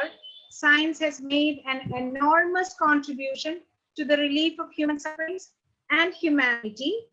The second one we have C as the answer. So humanity owes a deep. Third one, we have a deep depth of gratitude to scientists whose, fourth one, whose labors have left to many. Fifth one, we've got B as the answer, many useful discoveries and inventions, which has. The sixth one, we have C as the answer, it alleviates human pain and misery. So it's a very simple one, but when you have a look at the options, you can understand that almost all the options have got very slight difference between among them. So you have to be extremely careful and make sure that your answer pinpoints to the option or points to the question which is given there. Okay, shall we move on to the next set of questions? Questions 7 onwards, please. Questions 7 onwards. So here we have been instructed to read the following passage carefully, and we have been asked to answer the questions which are given below it. As I have mentioned in the former series and former questions, reading and reading comprehension. Reading is different, reading comprehension is totally different. Okay, so you can just read for reading's sake without even having an iota of an idea of what is written there. But when you say reading comprehension, it's just a very small term. You have to aim, you have to read for specific meanings, you have to read for overall meaning, and you have to read for the meaning between the lines. Okay, so reading is an art. It is an art, and there are so many different methods of reading. For a student who is appearing for a competitive exam, you should always be careful that you do not rely to one single reading. For instance, suppose you just read it and you immediately jump to the questions. You won't understand anything, even if you are a voracious reader. Because by the time you have done the first set of questions, that is the first 6 questions, your mind or your brain is actually filled with the answers, with the probable answers which you could have used there. So we are all human beings. We are not computers where even a computer needs a booting time. And likewise, our human mind also needs a booting time. So we have done 6 questions and our mind is already in those 6 questions. And when we move on to the 7th question or the second set of questions, which is there right in front of us in the screen, we have to prepare us for that. So our mind ought to be prepared. And that preparation part plus the understanding or the comprehension part has to take place simultaneously because we are doing a competitive exam and time is a major factor there. So for that, what we have to do is we have to have, at the same time, we have to have an overall perception of what is written there. And for that, we have to train ourselves for very fast reading, less intensive reading. For instance, we just have a very quick brushing up. I might not be able to do it literally for this question paper survey, but definitely if you join the class sections, I will be teaching you intensive reading, extensive reading, and the will be dealt in class if you're joining with us. Okay. So, but since the shortage of time, I'm not going into the details of the different types of reading or how you can find out a comprehension. But I'll just give you one tip here, which you can apply here. Don't be sufficient with just one single reading. So for the question paper analysis, we can have one single reading and then I'll give you 1 minute time to reread the passage.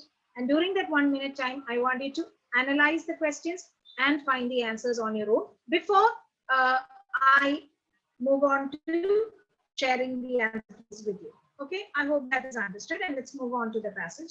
Language is often used for one of the following 3 purposes, namely to inform, to convince, and to persuade.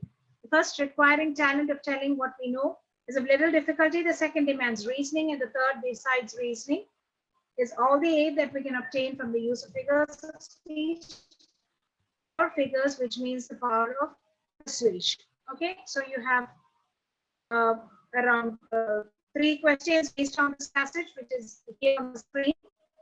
Okay, so first question is rhetoric, the use of figures of speech, the power of persuasion, and the means of communicating information. So you've got 4 questions there, and you have to select the best of the lot. The question number 8, the art of persuasion requires the use of information and talent fields, reasoning and information, figures of speech, reasoning and figures of speech. So you've got 4 questions there, out of which you have to select the best lot. And 9, the following passage or the above passage is informative, it is persuasive, it is convincing, and it is rhetorical. As I mentioned when I was giving the instructions, now you will be given 1 minute time to go through the passage and the questions once, and you have to come to your own answers before I give you the answering key. Okay, so 1 minute time, please read it and find the answers on your own. 1 minute.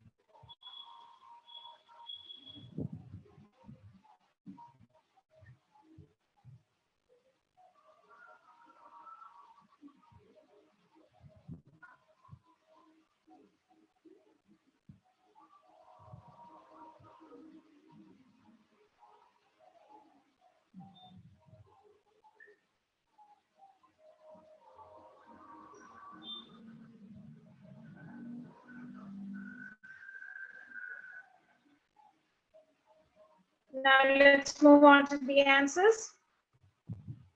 Rhetoric is the art of reasoning. Rhetoric is the use of figures of speech. Rhetoric is the power of persuasion. And rhetoric is the means of communicating information.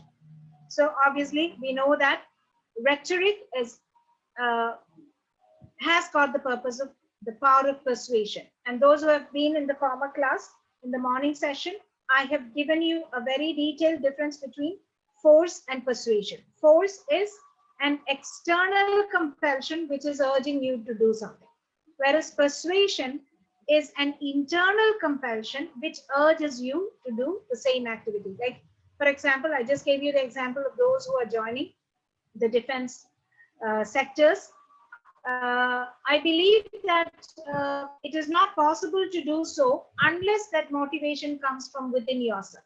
Just because your parents are forcing you, or just because one of your relatives are forcing you, you can never join the defense sector in a wholehearted manner. The urge has to come from yourself, from within. So that is persuasion, which makes it different from force. Okay. Now the second question is, so obviously the answer is the power of persuasion. That is C is the correct option here. Now moving on to the 8th question. The art of persuasion requires the use of, so how do you persuade? How do you persuade a person? You can't just force a person, you can't just be a person and make that person do something. So it requires the use of information and talent fields. Of course, that should be there, okay? But at the same time, that is not enough. So it uses the power of reasoning and information, and that is also there, but that is not sufficient enough. And it has the use of figures of speech only, or what do you call it, persuasive language, beautiful explanation, artistic use of language, all these things. That is not alone, it cannot do anything. Okay, you might be able to compel a person, but definitely you won't be able to persuade a person. Okay, reasoning and figure of speech is what you have to reason out. Why is it so? Why is it not so? And at the same time, the words, you can't just say that it is so because it is so. No, that doesn't make sense. You have to convince that person, and that convincing can come only through your words. So the person who is listening to you must feel convinced due to your words. So it's only your speech which can, that is why people make motivational speeches. And sometimes just listening to one of those motivational speeches can completely change our outlook of life. So it is not just that you have information. If you have information and you are not able to communicate that well, then definitely, I was in my college days, I was taught by a teacher, a lecturer who was the first rank holder. But she had, being very frank, she was the first rank holder of the university. But being very frank, we could not understand a thing when we sat in her lecture hours. All that her speech was full of fillers. You call it as fillers, pauses, and all those types. We couldn't. She kept on saying because she was not a very good motivational speaker, but she was the first rank holder. You understand? So that is it. Just because you know a lot, if you're not able to communicate what you know to the others in a convincing manner, then obviously you do not have the skill. Your rhetoric is not correct. So you have to have knowledge, and you should be able to convince people through your reasoning skills, and at the same time your communication.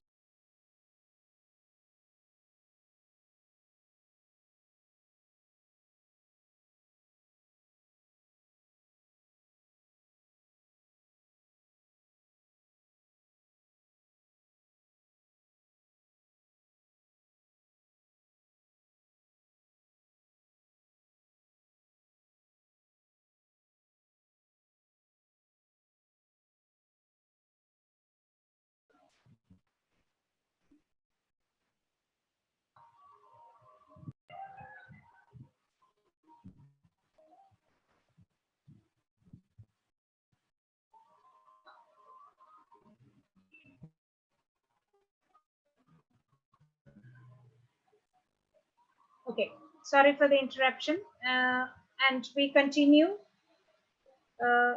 Shall we have the image on the screen, please?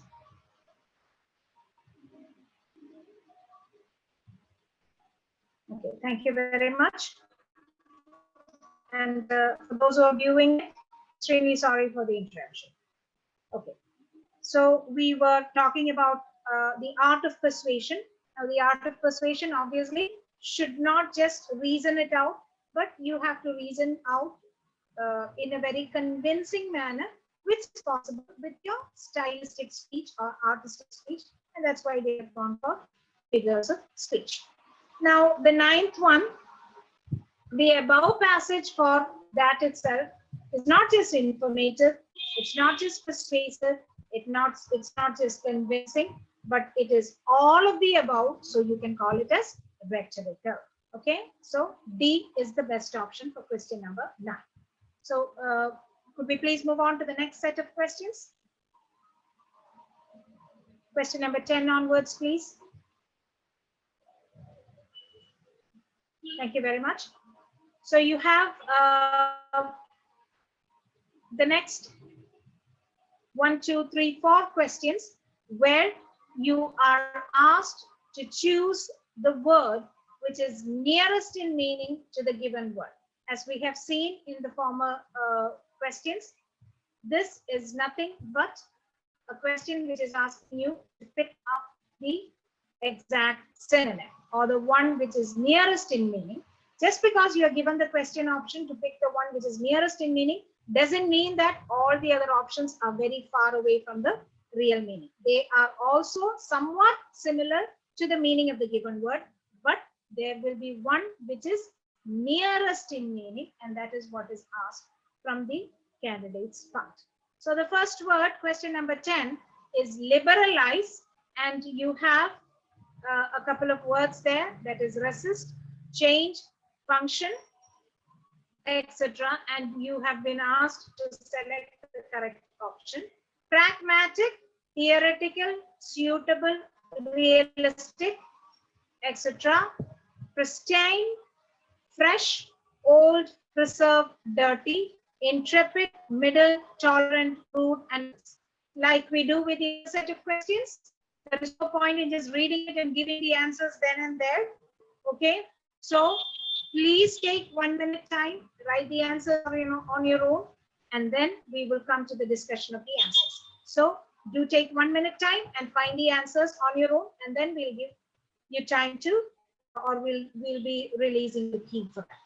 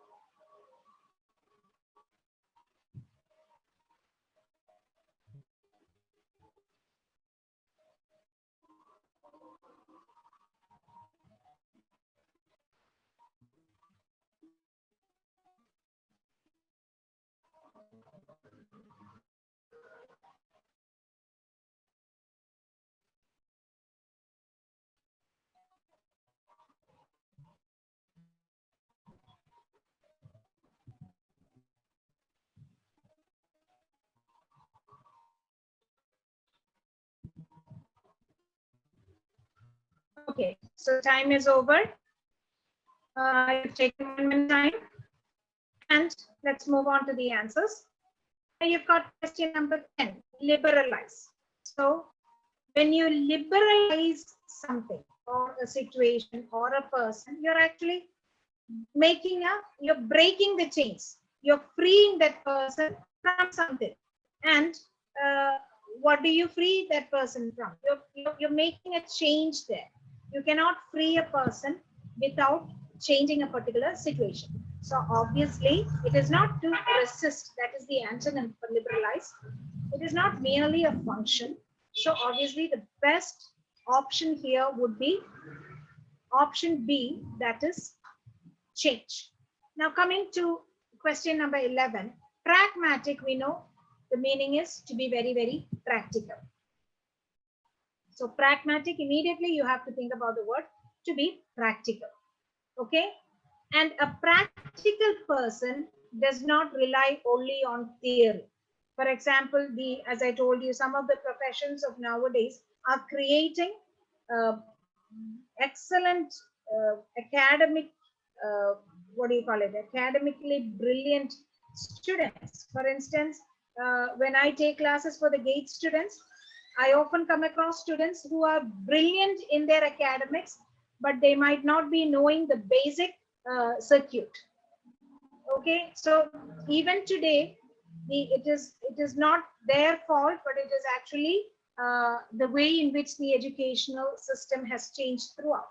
So that is one thing that we have to be very careful. We have to know the basic, or we must be having the basic information before you go to the theoretical knowledge. So learn the theory, but you have to learn the theory in a practical manner.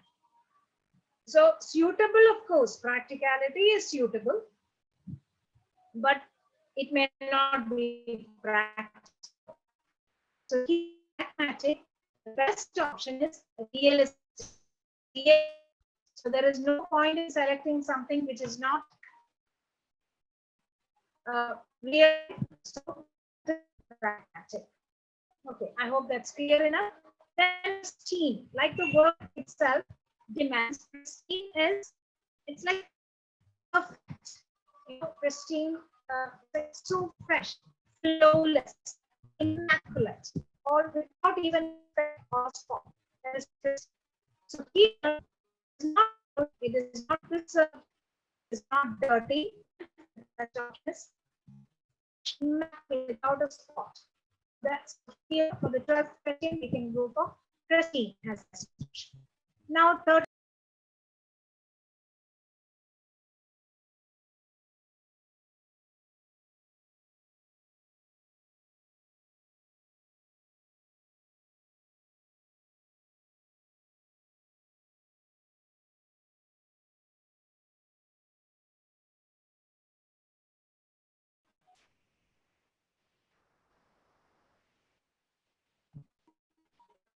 Okay, sorry for the interruption again. So back to the questions. Thank you very much. So we were discussing question number 12. It's pristine, as I told you. The best option here is fresh. Okay, to keep, so fresh means stainless, immaculate, without even a spot. So that's what is known as to be flawless or without even a spot. Now, question number 13, you have intrepid. Intrepid, as we know, is fearless, without having any fear at all. So the meaning is given as it is. So a person who is courageous. So if middle doesn't have any significance there. Rude also is not a very good option there. Tolerant also is not that relevant in this particular question. But fearless would be the best option among the 4 options. which is nearest in meaning to the word intrepid. I hope it's clear enough. And shall we have the next set of questions on the screen, please? Question number 14 onwards. Question number 14. Yes. Here, from question number 14 to 17, we have been asked to choose the word which is opposite in meaning. So some question papers, they ask you only to give the antonyms or the synonyms. Some question papers give you both. And this one, that is 2014 AFCAT 2 question paper, is one type of question paper where you're asked to write both the synonyms as well as the antonyms. Okay. Now back to the 14th question, as I did in the previous sets. I'll be reading out the questions and the options, and you will be given time to answer on your own. Question number 14, angelic, you've got magnanimous, benevolent, diabolic, etc. 15, heartiness, you've got affability, adduce. 16, below, tout, whisper, stupor, and down. And iniquity, that is question 17, you've got low, illegal, slander, and libel. You will be given 1 minute time to find the answers on your own, after which the answer key for each and its detailing would be given. So go ahead, you're given 1 minute time to find the answers on your own.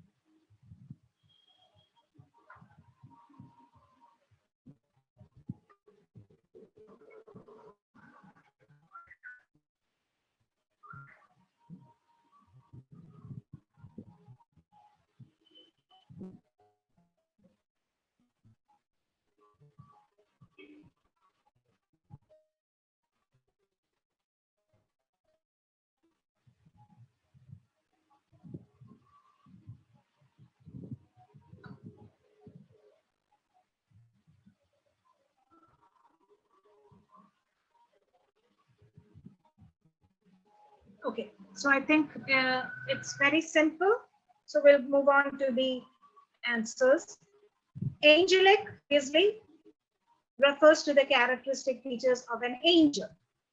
So celestial being, especially an angel, which is full of positivity. So you cannot associate it with any negative aspect. So magnanimous is one quality. Benevolence is also the extreme, the essence of angelic. To be angelic is obviously you have to be magnanimous, you have to be benevolent, etc. And here, the one which is opposite is diabolic. Diabolic is something which is related to the devil. So angel opposite devil, or God opposite devil. So angel is often connected or associated with godly characteristics. So diabolic is related to devilish characteristics. So that is why C has been selected as the antonym of the word angelic. Now moving on to question number 15, heartiness. As the word itself says, you've got that heartiness in the sense, you know, very proud or very, so obviously D could be selected as the best option. Then moving on to 16, bellow. Bellow is often that deep, loud, gruff sound which is produced by sometimes some people have got a very strong bass voice, or sometimes it is produced by some animals also. So that bellowing, obviously the opposite is to whisper. That is that soft whispering. Okay, so I think that is clear enough. Then equity. Inequity. Equity is equalness, and inequity is the opposite of that. So where if you have iniquity, it means that there is lack of equality, which demands justice or which demands law. So illegal, slander, and libel might be having those meanings, but definitely it is not the exact meaning. So I hope questions 14 to 17 are clear enough. Now these are examples for antonym questions. Okay, now shall we move on to the next set, please? Questions 18 onwards.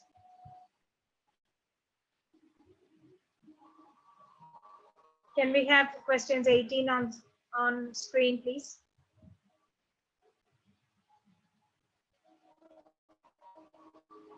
Questions 18 onwards.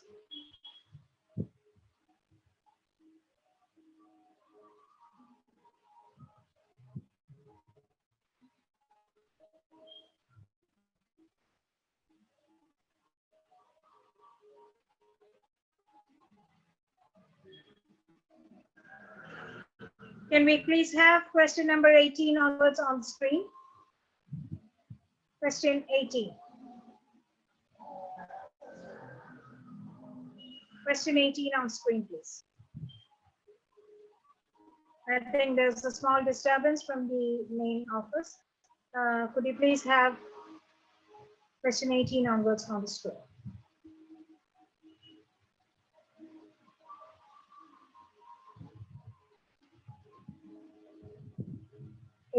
Question 18.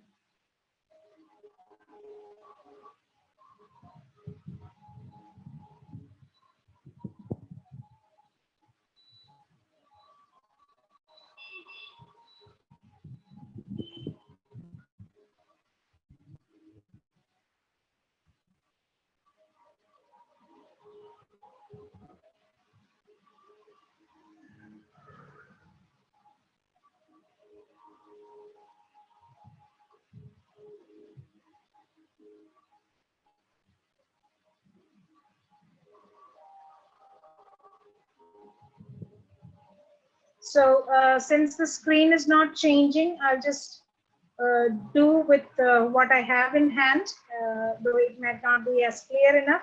So question number 18, unfortunately, I'm not able to tell you the questions. Thank you very much. Okay, so here, questions 18 to 21, you have to select the word that best defines the given phrase. Please select the word that best defines the given phrase. And likewise, you will be having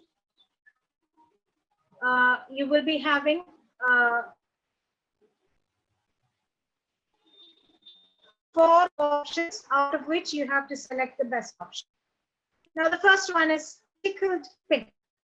Tickled pink. Tickled pink. The options given are greatly pleased, colored, deeply upset, and embarrassed. So tickled pink is when you are actually feeling shy, okay? And you're blushing when somebody is praising you. So Indians might not blush red, or we won't be having a pink color, but obviously foreigners, when they blush, they have that pinkish tinge on their face. So it refers to option A, that's greatly pleased. Now, the next one is split one's side. Split one's side is like something which happens to us once in a while when we are sharing a joke, or when you come across a very hilarious situation where you cannot control your laughter. And you start laughing like anything, that at the end, you cannot control your laughter, and that laughter spreads to the muscle of your stomach, and the stomach starts aching. Okay, so that is what is split one's side. Okay, so obviously it is related to option B, that is to laugh a lot uncontrollably, thus hurt the sides of your stomach. So it's a physical pain, and I hope that all of us have the opportunity to to keep laughing to such an extent that we actually have a pin or to split one side. Now, the next one is a very simple and an oft-repeated usage, building castles in the air. So building castles in the air is, see, it is, we all know when you hear the question, how can you build a castle in the air? So without a foundation, without making the stone or without building it on earth, how can you build it in air? So obviously, it's not making joy promises that you can do. It is not just building skyscrapers because air could have that, and it is not structures with strong foundation. It is making impossible plans. So A would be the best option here, making impossible plans.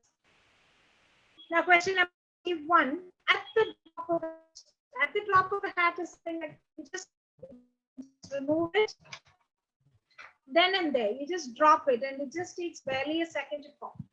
Okay, so at the drop of a hat, when you do it immediately, so it has to happen immediately, but you're not throwing it. You're actually doing it in a willing manner, in a courteous manner.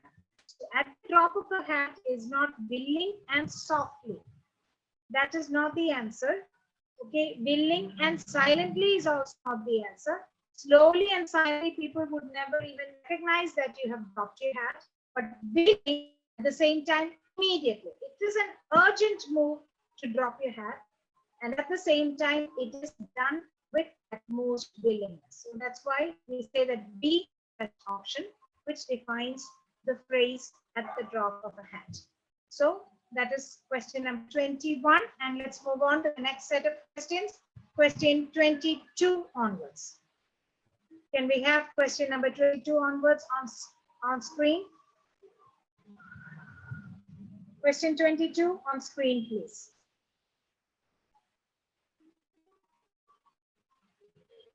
Now, question 22, you have been asked to choose the correctly spelled word, okay, out of which you have 4 options which are almost uniformly spelled, and it's extremely difficult to differentiate your spelling because unless you practice syllabic pronunciations, you will not find it easy to find the spelling. So the first word here is parenthesis, and parenthesis, we know that it is a technical term for brackets. So 23 is versatile, 24 hemorrhage, 25 veterinary. Okay. Sorry about it. So given 1 minute time to pick the word which is the correct spelling.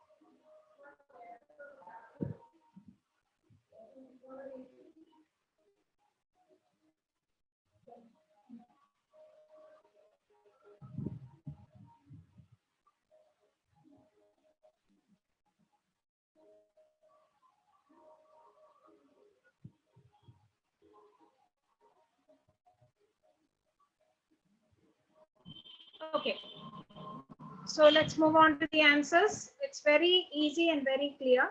22 parenthesis obviously is PARENTHESES, so A becomes the correct option. 23 versatile. You know that versatile, the meaning of the word versatile is also a very simple word. You're versatile in doing something, versatile in all these versatility is the talent of having different, like a multitasker as a versatile skill. So versatile, the correct spelling is versatile. And 24, hemorrhage is HEMORRHAGE. And you know that hemorrhage is the bursting of a blood vessel, which can cause a blood clot or something. Okay. Then 25, veterinarian is VETERINARIEN. And obviously, all of you are familiar with the meaning of the word veterinarian, who is a senior citizen who is, you know, okay. So that is clear enough. 25. Let's move on to the next set.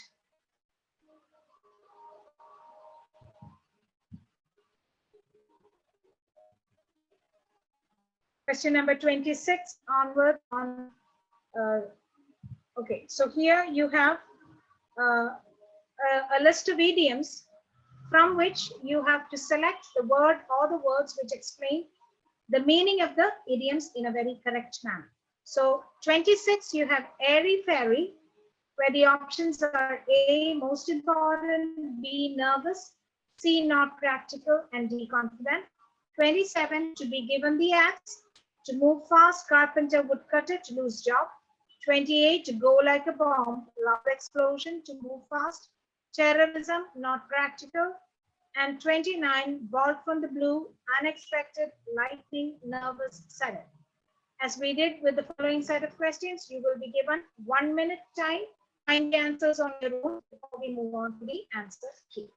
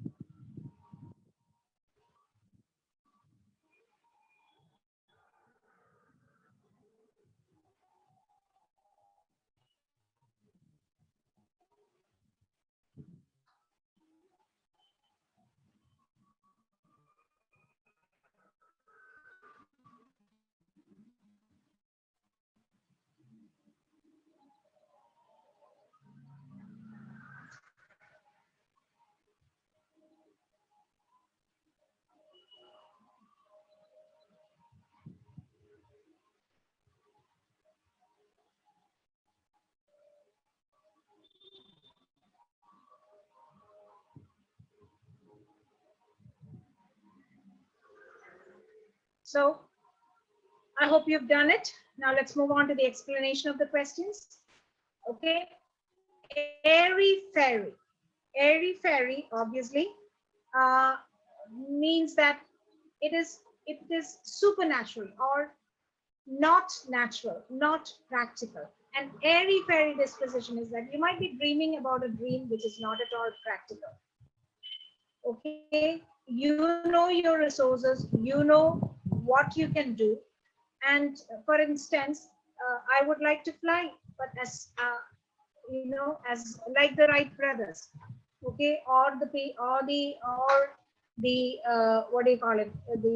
The scientists, the Wright brothers managed to make their dream come true because they did it in a practical manner. Whereas, I'm sorry, I don't remember the name of that person, but we have heard stories about a person who had stuck feathers with wax on top of it, and he jumped from the, I think it's Greek, part of Greek history or something.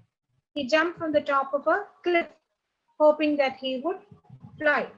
But what happened is that in the heat of the sun, the wax which had joined together these feathers started melting, and obviously the feather fell down and he fell into deep sea.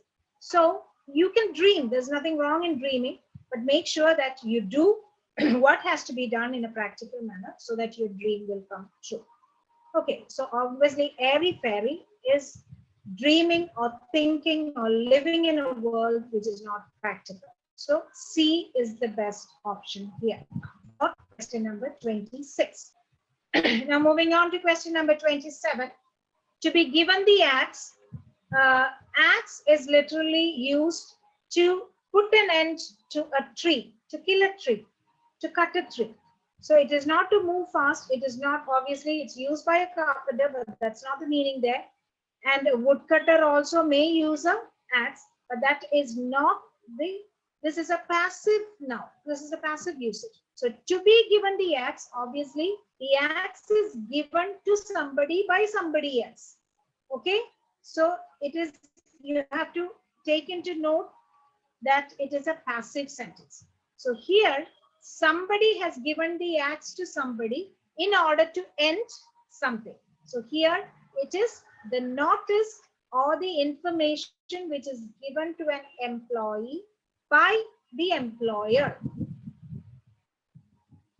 A notification, or in very common usage, to be fired from a job or to lose a job.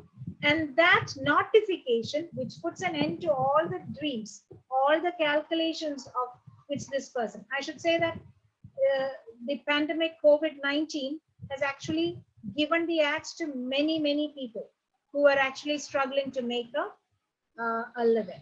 Okay, so to lose a job, that is option D is the best option here. Now moving on to question 28. To go like a bomb. To go like a bomb obviously requires a loud explosion. It also means to move fast. It also means terrorism and not practical. All these things are there, but the exact meaning or the most appropriate meaning here would be option number B or option B, that is to move fast. Now coming on to question number 19, which is the last question in the series. Bolt from the blue is also a common usage. We had it in one of the other question papers, but that was to denote. So you have to, some of the questions might seem to be repeated questions, but always remember that just because you get a question like this, and I think it was yesterday's question or day before yesterday, that was 2017's question, we had the same question, but that came in a synonym, or if my memory is right, yeah, I think it came in the synonym part. So don't just jump immediately. Sometimes in one year's question paper, it might be asked as a synonym. In another year's question paper, it might, the same word can be asked as an antonym. So just because you see the word and you have answered it as an antonym question in one question paper doesn't mean that it cannot as a synonym question in another question paper. So please read instructions at least once, twice before you come to the answer. So that is the last question of the series. I hope you've understood this properly. And if you have any doubt, you're free to share it on the comment box. And please make sure that all these words plus a little extra will be given in the live classes. So please make sure that you join the session so that you will be able to perform well. Make sure you give due importance to the ability paper and don't keep it aside thinking that it is one of the core papers. So if you work more on that with little effort, you can have a very good score.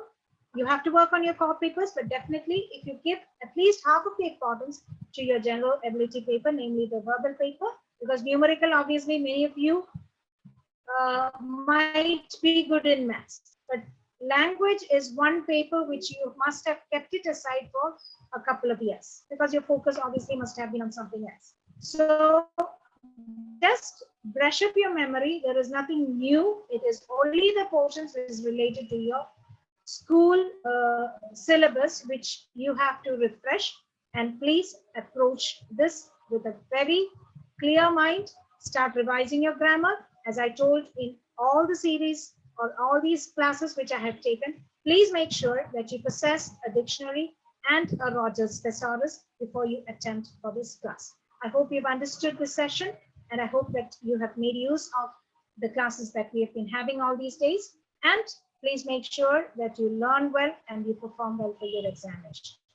Thank you very much for your patient listening. And this is Susan signing off. Thank you very much.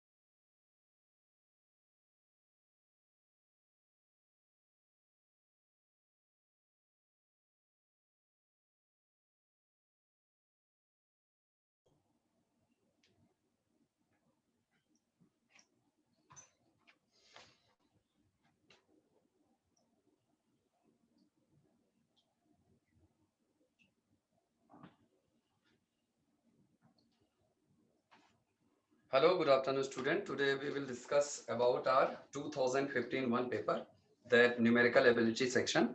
So we will start with our question number 30th and this paper. Okay.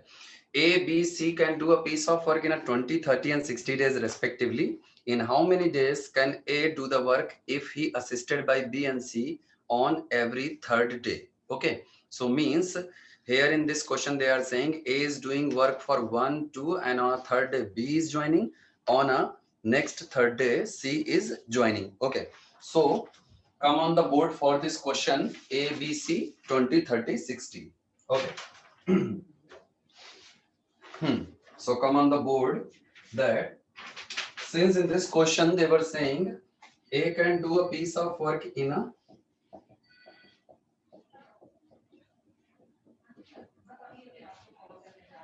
okay, now come on the board part. So they have given A can do a piece of work in a 20 days and then B can do a same piece of work in a 30 days and C can do 60 days. C can do it in a 60 days. Okay. So now come on board for solution. So they are saying when work of A will be done first day, second day and third day B is coming. 1, 2, C means 2-day work will be of A and third day B will join and next third day C will join. Okay. So this will be the pattern of work. So it means what we have to do in this. Okay. Come on the board for solution.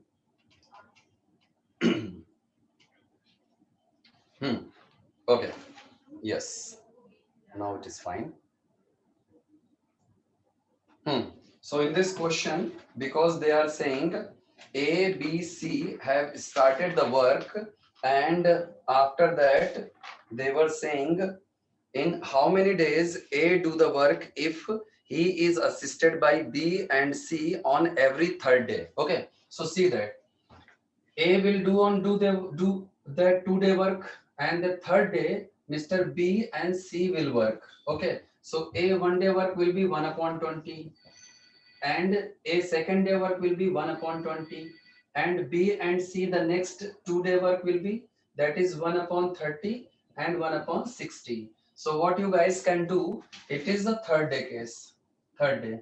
On a third day, he assisted by the B and C both. Okay. It means here on a third day, A, B, C, all three will do the work. So it will be 1 upon 20. So this you have to do. Okay. So see that it is 60 will be LCM here and 3, 3, 6, 2, 8, 1, 9, 9, 3, 12. Okay. It means if they all will do 1, 2, 3-day work, so 1/5 amount of the work will be done in a 3-day. So in a 3-day 1/5 work, so what we will do? We will multiply it by that 5. Okay. So means see here 3-day that 1 upon 5 amount of work. So into 5 it means 15 days. So they all together will finish this work in a 15 days. So the 15 days are our answer for this one. Okay, coming upon the next question number 31. Okay. Question number 31. In 31 question they are saying a man can row 9 upon 3 kilometer. A man can row 9 upon 3 kilometer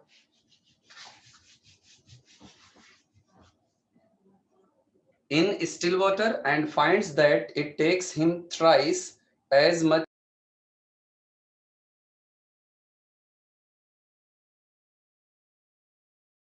and it takes him thrice as much as time to row up and as to row down the same distance in the river. So the speed of the current they are asking. Okay. So now come on the board for solution of this question. See that here man speed. Okay. Man speed it is given 9 1/3 kilometer per hour. Okay. In still water.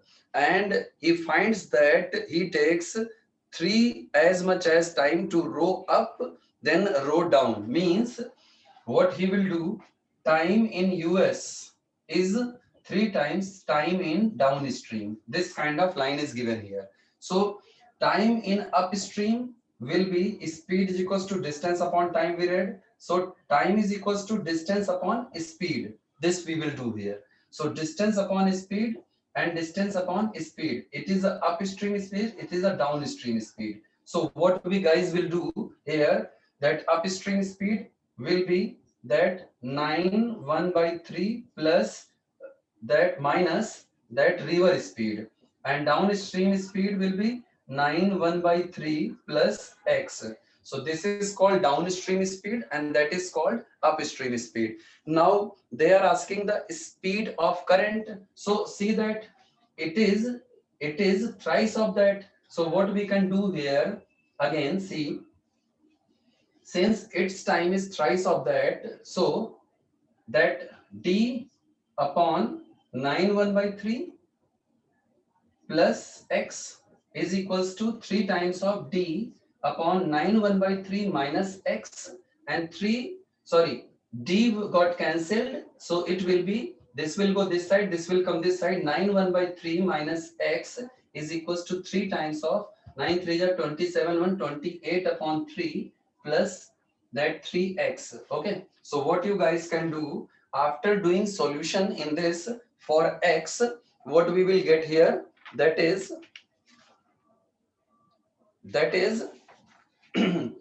x is coming 4 2 by 3 kilometer per hour. Okay, so it will be the speed of the boat. So this is the answer, 4 2 by 3 kilometer. Come on the next question.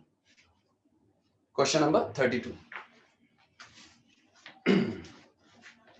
Okay, so in a 32 number they are saying the speed of the boat in a still water is 10 kilometer per hour if it can travel 26 kilometer downstream and 14 kilometer upstream in same time. The speed of the stream is, okay, it is same kind of question. So come on the board for this question solution, that is question number 32. Okay. Okay, so that 32 number is saying here that speed of boat is 10 kilometer per hour. Okay, and that downstream that is 26 kilometer they move, upstream US that is 14 kilometer they have moved, and the time taken in both journey are same. So you can say time in downstream and time in upstream, they both are same. So sir, it will be equals to distance upon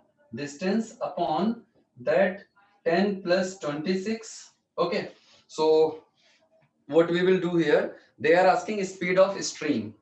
So speed of stream will be that 26 kilometer distance upon 10 plus 10 minus x, 26 kilometer distance upon 10 plus x. Guys, cut this 26, and if you will solve it, 10 minus x is equals to 10 plus x. So x is coming here, that if you will solve, so it will come 2x, and see that 2 kilometer per hour, 10 kilometer 26. Okay, just wait. So downstream distance is given 26, upstream distance is given 14 kilometer. So time taken in upstream is equals to time taken in a downstream. Time is equals to distance, that is 26 upon 10 minus x, and here it is 14 upon 10 plus x. Now you guys will solve it. So it will be 260 plus 26x is equals to 140 minus 14x. Okay, just put it to one side, that will be 26 for 30 40x, and this will be subtracted to this one, be that will be 120. So x is coming 3. So the speed of river will be the 3 kilometer per hour. Okay, so go for the next question. 33 number question.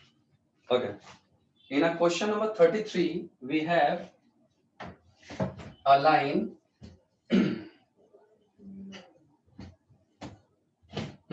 So in a 33 number, if a sum becomes double in 16 years, how many times it will be in 8 years? Okay, so sum becomes double in 16 years, So how many times it will be 8 year? Okay. Now come on the board.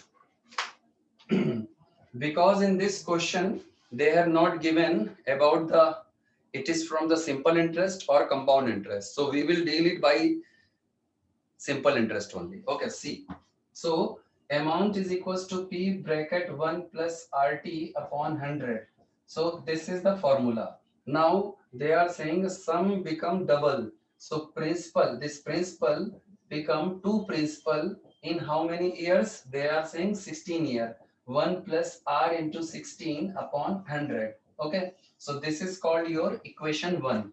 By this equation you can get the value of rate of interest. Now the next second line they are saying, second line they are asking in how many times it will be 8 years. Okay. So not 8 years, here it is 8 times. So see that P becomes 8P and bracket 1 plus R into time upon 100. Okay, this you will use, and the rate of interest what you will find from this, just keep in this place and P got cancelled. So we will get time from this equation. Okay, so by doing calculation in this, what we are getting, the time will be, just wait, if you will solve this I am leaving upon you guys. So it will be around of A option. It means what? 33 number question, that 1 upon 2 times. So time is coming 1 upon 2 times. Okay. So in this, that will be the A option correct. Okay. So come for the next question, that is 34 number question. Question number 34. Okay. In a question number 34, they have given in how many years will a sum of 800 rupees at 10% per annum compounded semi-annually becomes 926.10. Okay, it is for the compound interest. So come upon the board part of this question, solution.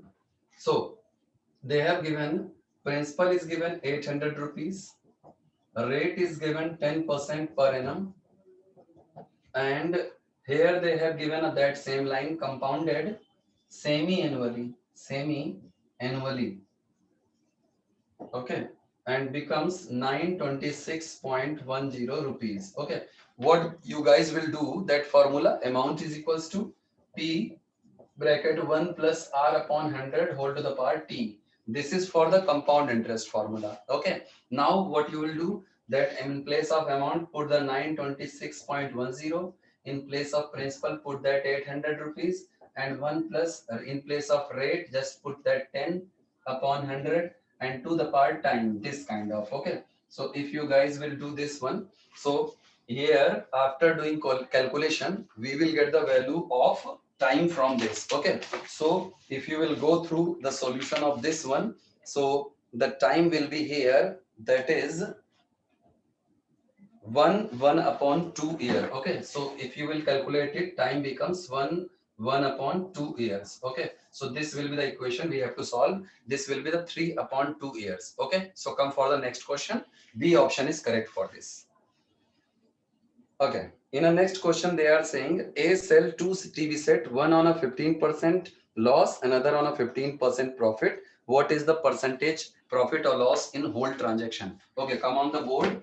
That this is a regular question and they are asking a many times, means every AFCAT paper have this mathematical question, that they are saying the selling price of 2 article, selling price is same. So one selling price that this selling price is same.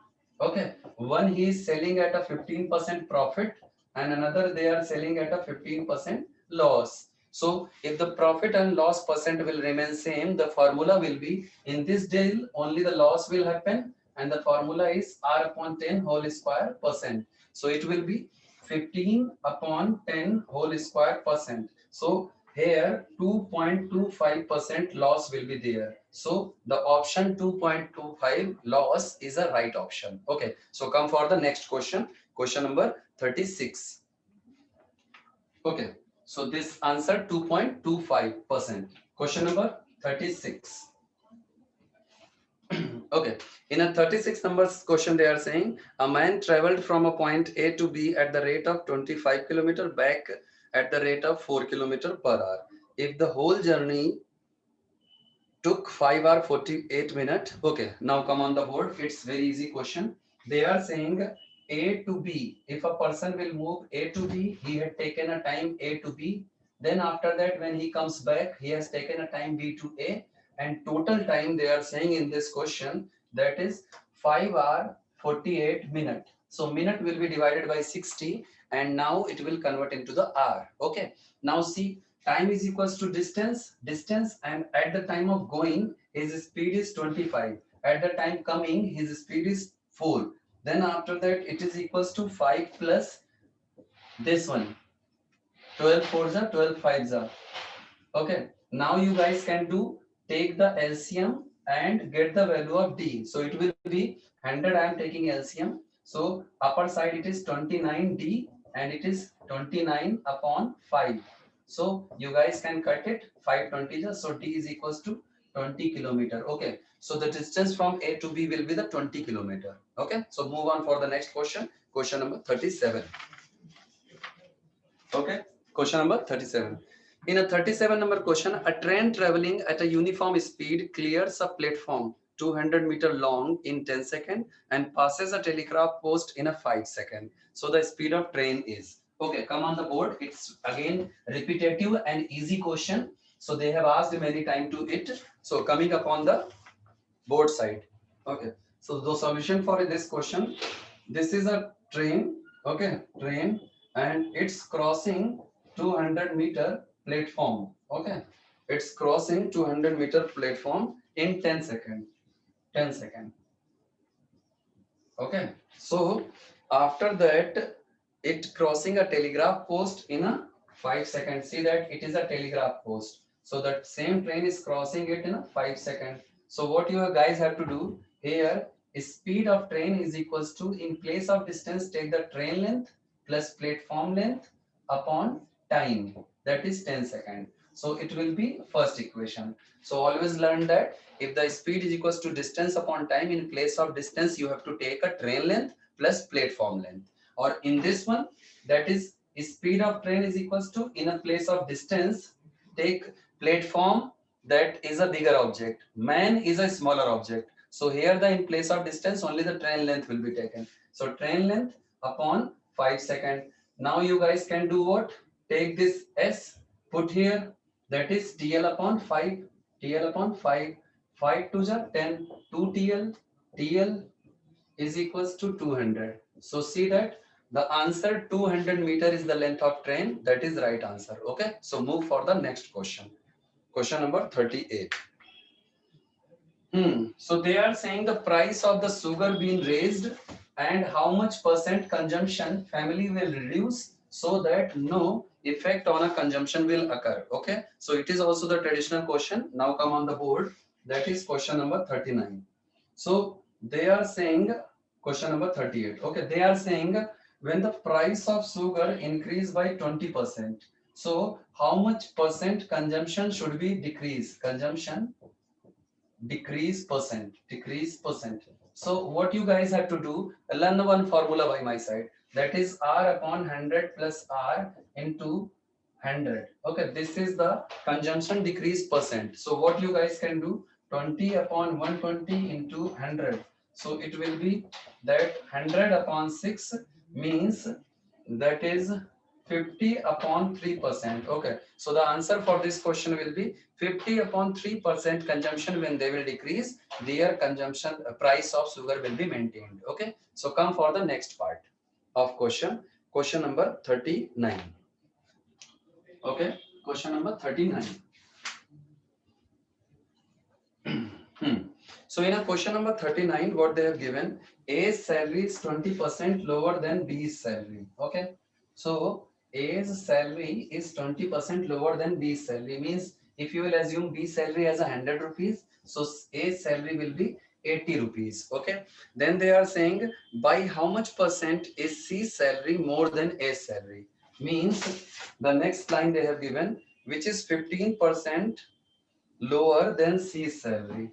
See that first line, A's salary is 20% lower than B's salary. Second line, which is 15% lower than C's salary. So it is 15% lower than C's salary, means A is 15% lower, means 85% of C salary. So just I am doing this one. So here it will be, that is 80 A and 85 B into X upon 100. Okay, so 8,000 upon 85 rupees. It is the salary for C. Okay, see that C salary will be 8,000 upon 85 rupees. Okay, it is the salary of C. Now they are asking that what percent is C salary more than A salary. So what you guys have to do here, C salary minus A salary up out of A salary into 100. Okay, so it will give you this much percent C salary is less than A salary. Okay, so when you guys will calculate that given equation by me, so the answer you will get in this, I will tell you the answer only, and this is your performance to do it. Okay, so D option will be correct for this. It means that is 47.05 is the right answer. Okay, so come for the next question, question number 40 number question on board. So the average weight of 5 men is increased by 2 kg when one of the men whose weight is 60 kg is replaced by a new man. So the weight of new man will be what? Okay, so it is related with average. Now come on the board for solution of this question. See that average age of 5 men is increased by 2 kg, 2 kg. So when one of the men whose weight is 60 kg is replaced, see that one man has gone 60 kg. Okay, and he came back, and after he came back, his weight will increase the average in 5% of 2 kg. It means, see that newcomer weight formula. It is old weight plus n into increase value. Means 60 kg was an old person who replaced plus 2 into 5, that is 70 kg. So the weight of newcomer will be the 70 kg. So you guys can take mark on the 70 kg. D option is correct. Now come upon the 41 question. Okay, question number 41. It is the second last question of mathematics. 41. Okay. So in a question number 41 that we have, in a question number 41 we have a line A, B, B, C, C, A can do a piece of work in a this much days, and B alone they are asking in how many days he will finish. Okay, so now come upon the question number 41 on board. So A, B can do it in 18 days, B, C can do in a 24 days, C, A can do this same work in a 36 days. So they are saying B alone can do in a how many days. Okay, so now come on the board part of solution this question. So see that when the solution you are asking for these kind of question, when the two person are working, so what you will do, AB is 1 day work 1 upon 18, BC 1 day work 1 upon 24, CA 1 day work 1 upon 36. So if you will add them all, 2 times of A, B, C, all work will come equals to, that is 1 upon 18, 1 upon 36 plus 1 upon 24. Okay, when you guys will add these all, this side 2 will also go into 1 upon 2. Okay, so learn that reciprocal of each work sum into 1 upon 2 is the complete work of all 3 person. Okay, now they are asking B's alone work. So what I will do here, if I need B alone work, so AC work, this work, AC work, that I will subtract from this 1 upon 36. Okay, so after subtracting this, I will get the right solution for this. Okay, so this question number 41, after doing this calculation, you will get the C as a right option, that is 28 4 upon 5 days. Okay, so you guys can do what? Find the alls work, subtract the AC work, you will get the B work. Okay, so the math portion in this paper has been over. Now come for the reasoning part of this paper. Okay, second part, reasoning, and it will start from question number 66. Okay.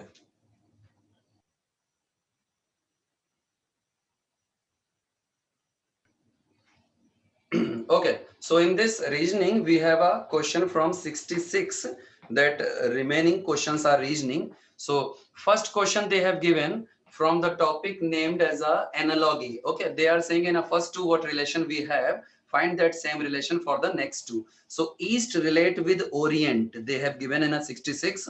So it means East, another name is also called Orient. So what you can see, West name they have also mentioned as an Occident. D will be the right answer for this question. Okay.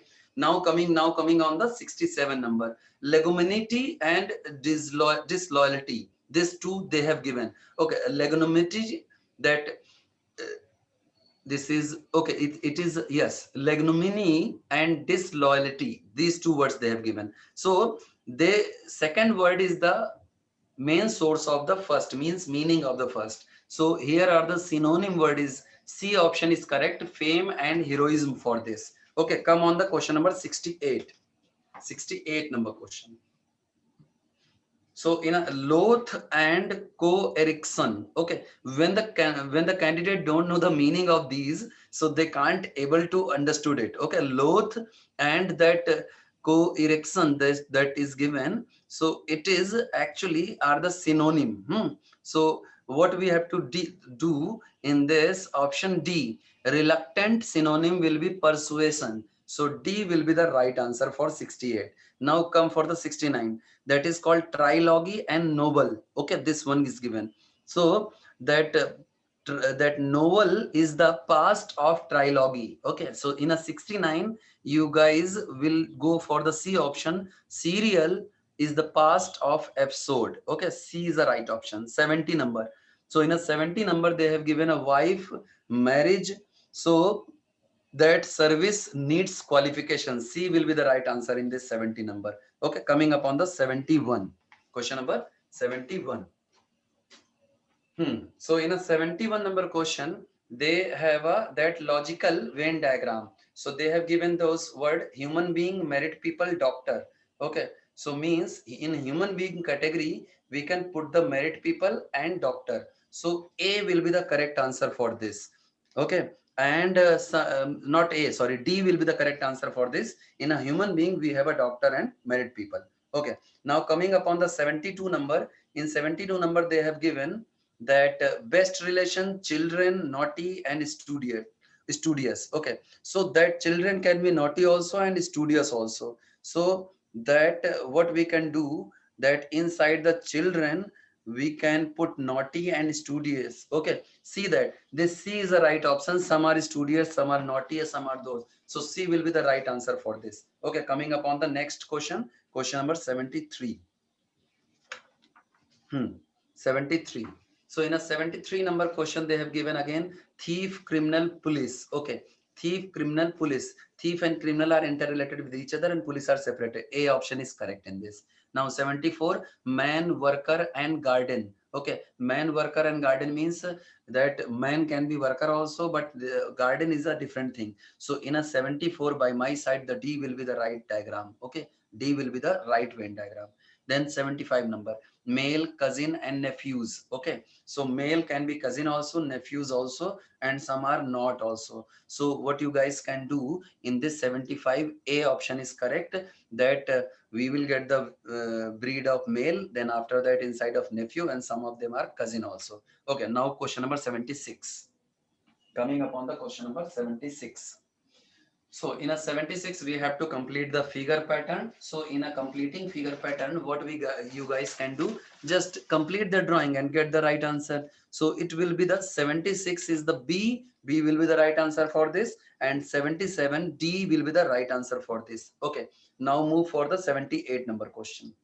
So this is again for the figure completion. If you guys will pay attention on a 78, so it's maybe if you will complete it, D option is correct. So 79 question, if you will correct this also, complete the diagram. So in a 79, we will get the C is a right option for this. Okay, the design will complete it. So please see it carefully. It's complicated design. So C will be right in this. Okay, now coming upon the 80 number, if you will complete the line and arrow, everything. So in 80 number, we have an answer that is called A option. Okay, if you will complete the design, A is a correct option. Now coming upon the 81 part. 81 part. Okay, change the question and come on the question number 81. 81. So here, this is a series related question. So we will see the movability of the diagram. This also asked in a paper 2016 one and 2017 one, what I have discussed earlier to you. So in a 81, we have a D option correct. So that answer figure, go with the D option. That new diagram E and that mark is new in this. So D will be the right for this. Okay, now come on the 82 number series 82 question. Okay, see that in the question number 82, if you will see, in a first we have a one line, then arrow, then design change, then design change, then design change. So means 6 design and 6 line and new design. That will be the right answer for this. So C option will be correct for this. C will be correct answer. Okay, now coming upon the 84 number, that is in a 84 number we have a that see that circle on a left right left. Okay, so circle has present in all the diagram. So 84, if you will move accordingly, C will be the right answer for this. So 84 is C. Now come for the 85 number question. 85. So in 85 number, it's looking complicated. Just pay attention on the dot on a left corner, then bottom, then right, then upper, then left. So on a left corner, right side. Okay, left corner, left side. So it will be on a 85 number. D is a correct answer. See the lines pattern also in this. Okay, come on the question number 86. 86 number question. So in this 6 number question, we have a odd one out. It's related with the classification. So you guys have to see that 5 word and then you have to tell that which will be odd one out. Okay. So if we will go through the number 86. So see Othello, King Lear, Oliver Twist, Macbeth. Okay. This is given here. So what you guys can do that see actually that Oliver Twist. Okay. So Oliver Twist is written, it is a work of Shakespeare. And all other, sorry, apart from Oliver Twist, all are the work of Shakespeare. So Oliver Twist, you guys have to learn in a GK. That is written by Charles Dickens. Okay. Next, 87 number. Nimbs, Yamanto, Nelson, Montgomery. Okay. Again, this is the good part of GK, so that you guys have to go for the current affairs section. Okay, so what I will tell you, there are the various posts in a defense organization. One post is called admiral post. So that Montgomery, okay, that name is called D option, Montgomery. He is an admiral, and apart from that, Nimtes, he is also admiral at US, and Yamato, that he is also Japanese admiral. But Nelson was a British admiral. Okay, so what you can go that Montgomery. Okay, he is British field marshal. So D option is odd one out in this. Now come upon the 88 number. Blaze, glint, simmer, shimmer. So here one is a simmer, and that is a that simmer is connected with light word. Okay, so that simmer is also way of cooking. So what you guys can do, 88 C part is right, simmer will be the right answer. Now come on the 89. So in 89 we have a that all other are means, see that if I will read Aravali Hill, Sevalik Hill, Mall Hill, Satpura Hill, it's completely based on the GK. That FCAT candidate, you are preparing for the GK, then only you can give the answer of this question. Okay, so means apart from that mole hills, all hills are situated in India. So C option, mole hill, is right for this. It is not in India. Then beaver, alpaca, walrus, koala. Okay, this one is given here. So that walrus, if you will see on a Google, so all that walrus is a fur bearing animal. Okay, all don't have a fur, means A, B, D are different. C is the right answer for 90 number question. Okay, now coming up on the 91 number question. 91. Okay. In a 91 number question, that in each of the following out of the four figure, three are similar. Okay, it is a odd one out. So now pay attention on the 91 number. In all other option line, see that in a 91 number that C have a dot and arrow, only one pair. So C is a odd one out in this. Now come upon the 93. 93, if you will see, every time dot and arrow is shifting 90 degree. Okay, but in a option A it's not valid. Okay, A is a right option. Then in a 95, if you will move the position, so just go through the 95 number. Okay, so just we will put attention on a dot, it is on a right then left, this kind of movement is going on. D is a right option in this.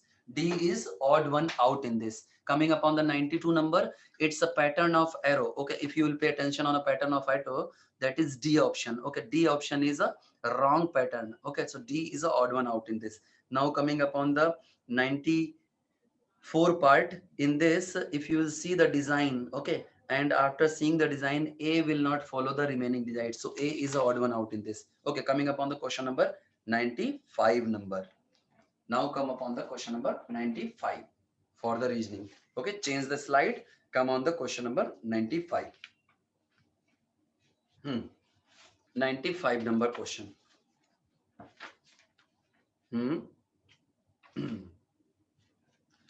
Question number 95. That, okay, the 96 number question. Okay, change the slide. Question number 96. Next question. So in a reasoning part, I think we have a this much question, or just wait, I have to see it once again. Okay, that 96, yes, in a 96 we have a each of the following question consists of two set of figure 1, 2, 3, 4 and A, B, C constituted the answer. Okay, this is from the analogy part. So 96, if you will go through the analogy part, first two diagram you have to see the similarity and go for the next two, and fourth is missing, that you have to tell. Okay, in a 96, that answer, if you will go through the option A, see that A will be the right answer for this because the figure pattern is matching with A. Okay, 97 number question. Okay, go with the 97. In a 97, if you will see the pattern of arrow, in a first diagram, they are a 90 degree to each other, and then next in a mirror image, and outside circular line will go inside. Okay, so this same pattern, if you will follow in a 97 number, D is a right option for this. Okay, in D, we have a just analogy of that. Okay, 98 number question. In a 98 number question, first have a single layer diagram, then double layer diagram. So go with the 3 and 4th. So in that 99, D option is, sorry, 98, D option is correct. Okay, go for the 99 number question, 99 and 100. Okay, coming upon the second last question, 99 number question. Okay, see in a 99 number, if you will see diagram 1 is a half circle distributed by a single circle, and those half portion are overlapping to each other. Okay, if you will see in the diagram number 3, that will be distributed into half, and if you will overlap to each other, so D will be the right answer for this. Okay, many students have a confusion with C, so D is the right answer for this. Kindly make it, cut it, and then put it on each other. Okay, coming upon the 100, it is a square and then double square, the diagram has interchange. Okay, so if you will see that option, that is square and double square option, so C option is a right in this, though. So 100 have a C option right. Okay, so now it has been finished. So that 2015 one paper has been finished. Thank you guys to giving a kind cooperation to seeing this question paper solution. Okay, so now we are going to pack with this, and coming upon the next segment, that you guys just all the best who are giving their AFCAT exam on a 3rd and 4th October. Okay, and please do prepare these previous year and go with some new question also, because in a 2020, that 1920 session, they are dealing with the new numericals, new kind of reasoning. Okay, so now all the best. Thank you to all of you. Okay, this paper has been ended.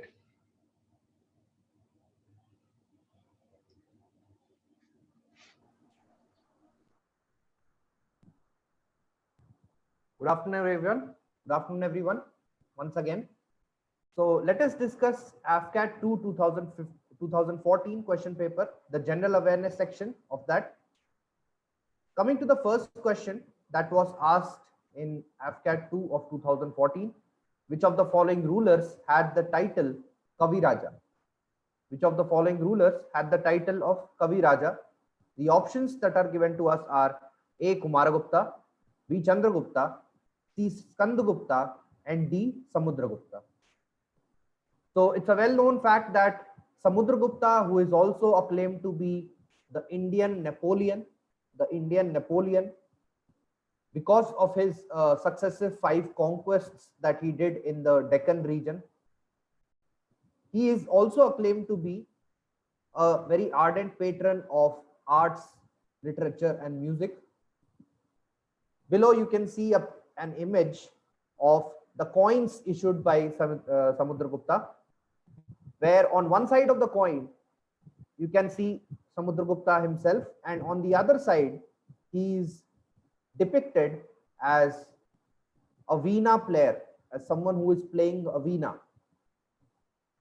So the title Kavi Raja was assumed by Samudragupta. Okay, the title Kavi Raja was assumed by Samudragupta. The correct answer to the 30th question is D. Samudragupta. Moving forward to the next question of the general awareness section of AFCAT 2 2014. The viceroy who divided Bengal by following the divide and rule policy was. The viceroy who divided Bengal by following the divide and rule policy was. The options given to us are A. Lord Curzon, B. Lord Ripon, C. Lord Lytton, and D. Lord Mayo. Now it's a well-known fact that in the year 1905, at the behest of the Swadeshi movement, is when Bengal was divided at the hands of Lord Curzon, the then Viceroy of India. His whole and soul aim was to see the demise of Indian nationalism that was proving to be a hindrance in the way of British administration. So the whole and sole aim of Lord Curzon was to bring an end to the Indian National Congress and the entire Indian nationalism that was rising during this time. So you can see in the news clipping that I have attached here, on July 20, 1905, the decision to partition Bengal was announced by Lord Curzon. All right. So the correct answer to the 31st question, the viceroy who divided Bengal by following the divide and rule policy was A. Lord Curzon. If you get the question that which of the following viceroys reunited Bengal in the year 1911, that is, the partition of Bengal was repealed or annulled by whom? So the correct answer to that would be the same viceroy who received Gandhi when he arrived in India. The answer is Lord Hardinge II. Okay, Lord Hardinge II in the year 1911 repealed the partition of Bengal that was done by Lord Curzon in the year 1905. Moving forward to the next question, the 32nd question, the right to vote in the national elections in India is based on the principle of. The right to vote in the national elections in India is based on the principle of A. Restricted franchise, B. Hereditary privileges, C. Property qualifications, and D. Universal adult suffrage. So you might be knowing that the right to vote in India is available to all citizens of India above the age of 18 years, equal to or above the age of 18 years once someone turns 18, irrespective of his religion, caste, creed, gender, he or she is entitled to vote. So that's how we can say that the right to vote in the national elections, in the general elections in India is based on the principle of universal adult suffrage. Moving forward to the next question, the 33rd question. Algae often float on surface of water during the day but sink during the night due to. Algae often float on surface of water during the day but sink during the night due to. The options given to us are A. Evolution and trapping of oxygen bubbles during the day in their photosynthetic process, B. becoming light as they consume most of their food in the night. C, warming action of sun during the day. And D, release of absorbed air by warming of water. So out of the options given to us, the correct answer is A, evolution and trapping of oxygen bubbles during the day and their photosynthesis process. All right. So basically what happens is during the daytime, the algae absorbs carbon dioxide and produces oxygen when it is undergoing the process of photosynthesis. So it absorbs carbon dioxide and produces oxygen. And as we know, oxygen is very light in weight. That's how algae rises and comes to the surface. But at the night time, when there is no sun and the photosynthesis is not taking place anymore, the produced oxygen is utilized by the algae in its metabolism, in the metabolism of the food produced, and in return, carbon dioxide is generated. So at the night time, oxygen is consumed, carbon dioxide is released, and as we know, carbon dioxide is very heavy, denser. That's how the algae sinks at night. All right. So the correct answer to the 33rd question is algae often float on surface of water during the day but sink during the night due to the reason option number A, evolution and trapping of oxygen bubbles during the day in their photosynthesis process. Now, even if you do not know the answer to this exactly, you could have ended up marking it correctly, because if you can see, the options B, C, and D are very non-convincing options. Very nonsensical options are given in options B, C, and D. So that's how we can rule out B, C, and D and end up marking A as the most convincing option. And that would be the correct answer. So the correct answer to the 33rd question is A, evolution and trapping of oxygen. Now moving forward to the 34th question, who is the author of Train to Pakistan? Who is the author of Train to Pakistan? The options given to us are A, Arun Shourie, B, J.N. Dixit, C, Khushwant Singh, and D, Ismat Chugtai. A, Arun Shourie, B, J.N. Dixit, C, Khushwant Singh, and D, Ismat Chugtai. Now the correct answer to this question is C, Khushwant Singh. C, Khushwant Singh, a very famous author who has written the book Train to Pakistan. Moving forward to the next question, the 35th question.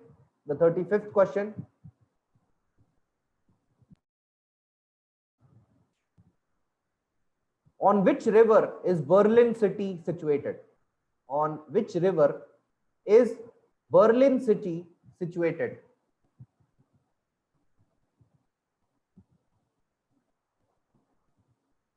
So the options given to us are A, Potomac, B, Irrawaddy, C, Rhine, and D, Spree.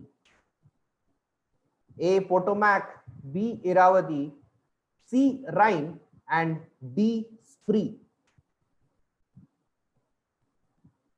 Let's have a look at the options. Let's have a look at the answer key here. So if you can see carefully, Berlin is located here on this map, and this red color mark that you can see on the screen, is the Spree River. It's the Spree River, all right. And also you can see some other rivers. This is the Havel River. This is Elbe, right? But Berlin, as the question asks, is situated on the Spree River, all right, on the Spree River. So the correct answer to the 35th question is D, Spree. Moving forward to the next question, the 36th question reads, the Commonwealth Games relay baton has traditionally contained, the Commonwealth Games relay baton has traditionally contained option A, sand from the last host city, B, a message from the head of the Commonwealth Games of the Commonwealth, C, the Commonwealth Games motto, and D, sand from the competing nations. Now, the word Commonwealth in general denotes all those countries that were once a part of the British Empire, the countries that were former colonies of the British. So that's how we can say that the Commonwealth Games relay baton will contain something related to the traditions of the Commonwealth Games itself. All right, something related to the traditions of the Commonwealth Games itself.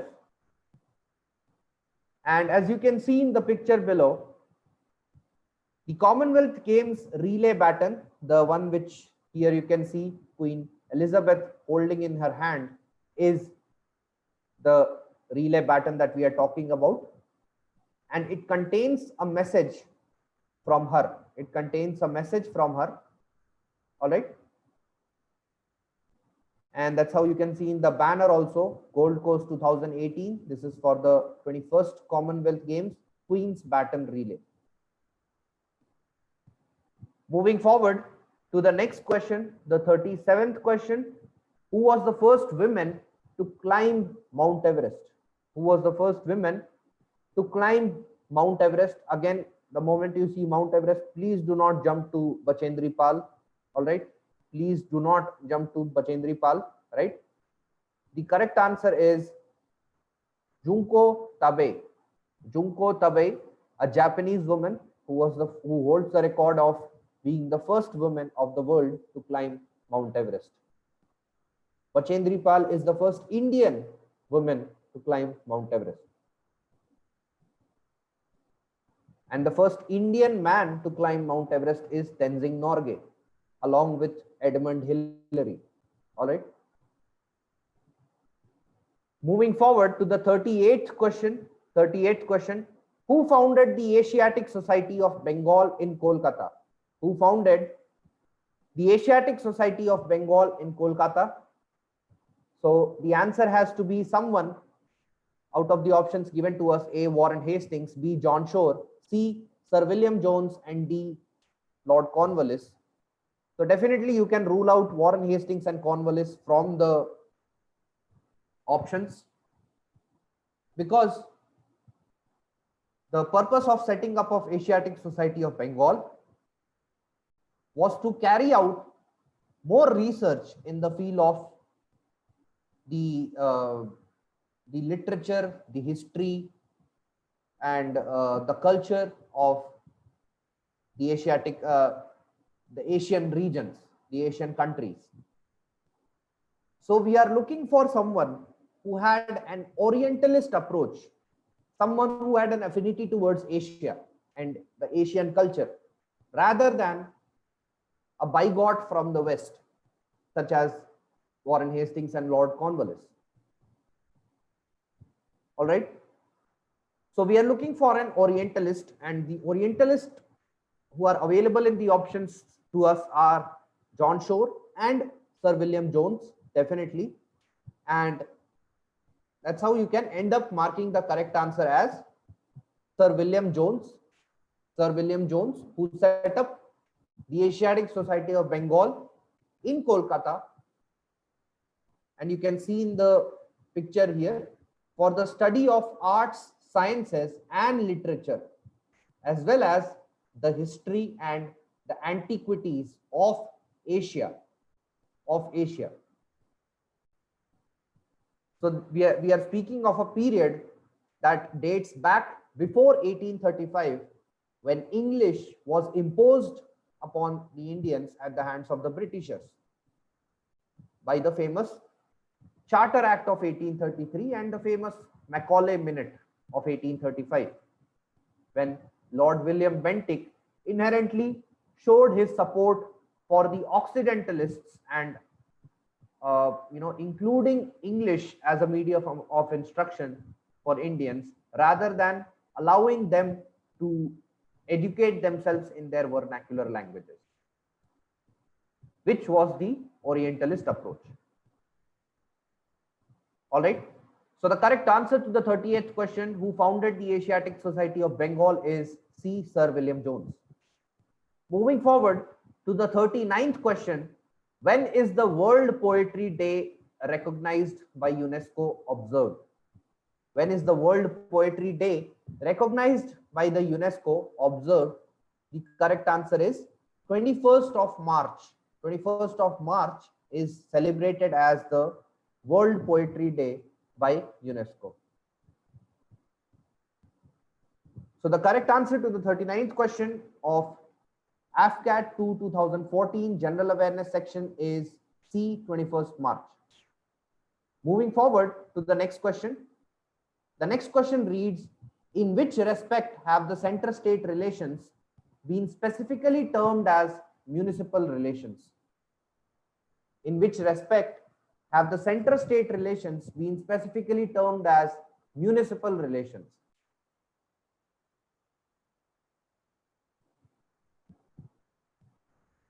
Now, one thing for you to note here is that when we are terming the center-state relations as municipal relations, we are actually dealing with it sarcastically. It's a sarcastic way of referring to the center-state relations, that the center-state relations which exist in some particular regard is not more than a municipal relation. All right, there is hardly any planning that takes place. So it's a derogatory term when we refer to the central state relations for any particular purpose. We say that the center's control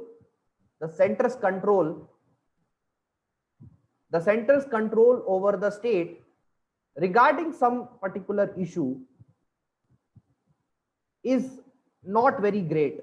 Okay, the centers and the state's coordination regarding any particular issue is not very great. All right, it's a degraded relationship. All right, and that's why it is termed as a municipal relation. And when we speak of that, we are mainly talking about the center-state relations with respect to planning. So you can see a critical evaluation of the center-state relations mentioned here. And if you see the points, it talks about the factors responsible for tension between the central government and the state governments of India. You can see the partial role of the governors, role of bureaucracy, misuse of Article 356, which is state emergency, constitutional amendments to make the center stronger, financial problems of the state, arbitrary use of the Central Reserve Police, CRPF, provision to reserve laws passed by the state legislature for the approval of the president, centralized planning, finance commission and agency of the central government, disputes among different states. So the correct answer to this question is with regard to centralized planning. With regard to centralized planning, the kind of planning that we had before the coming up of Niti Aayog was the centralized planning, and it was being handled by a statutory body by the name of Planning Commission. Now, this Planning Commission was known to be a point of contention between the central government and the state government. That's because of its very like a very biased planning. It almost looked like the Planning Commission is acting as an agent of the central government. All right. So, and it is popularly known as, the Planning Commission was known as a top to bottom approach. That is, the plan moves from the top level of the hierarchy to the bottom level of the hierarchy.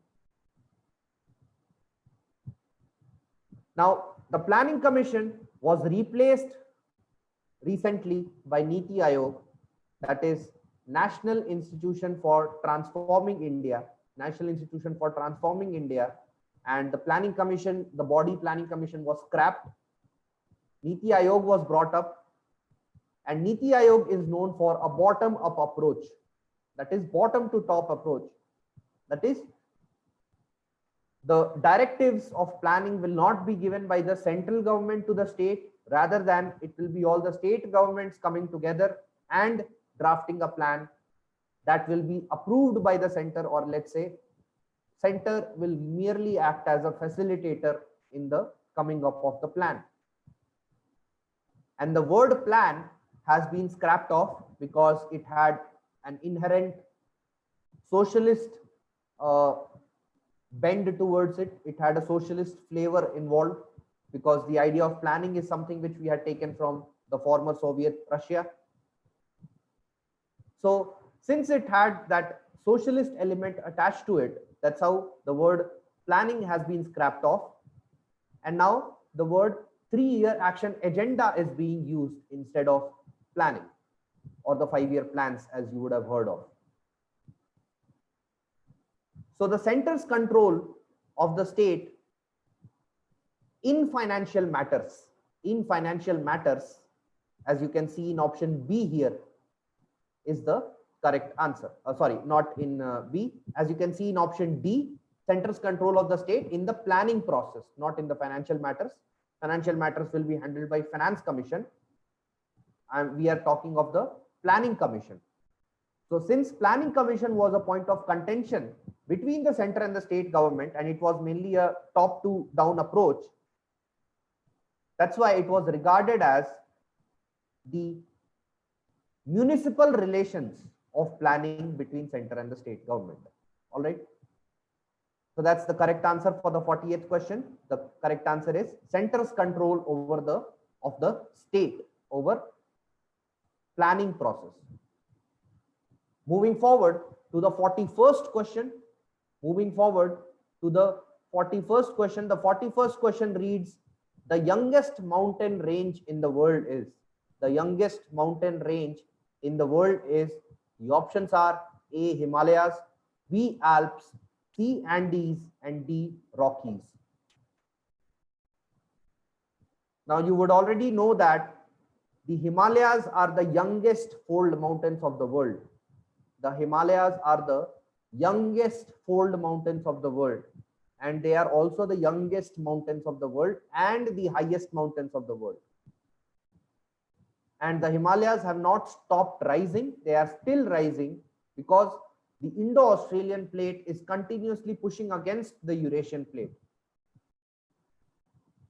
So that's how we can say that the youngest mountain range of the world is a Himalayas. Moving forward to the 42nd question. Who was the first commander-in-chief of Indian Air Force in independent India? Who was the first commander-in-chief of Indian Air Force in independent India? The options are A, General K.M. Cariappa, B, Field Marshal Sam Manekshaw, C, Major Stringer Lawrence, and D, Thomas Walker Elmhurst.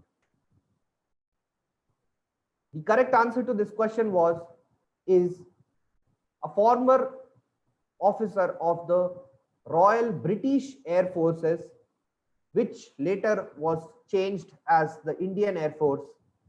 However, the last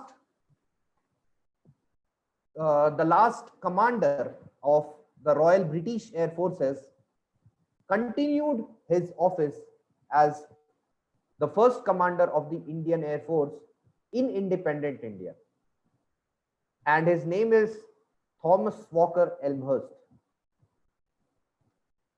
So the correct answer to the 42nd question is D, Thomas Walker Elmhurst. And suppose you do not know the answer to this question, even then the question is very simple, because you can see they are clearly asking who was the first commander in the chief of Indian Air Force. Who was the first commander-in-chief of the Indian Air Force? And suppose you do not know the answer to this question and you get afraid by looking at it and you don't have a look at the options, you will never be able to answer this question correctly.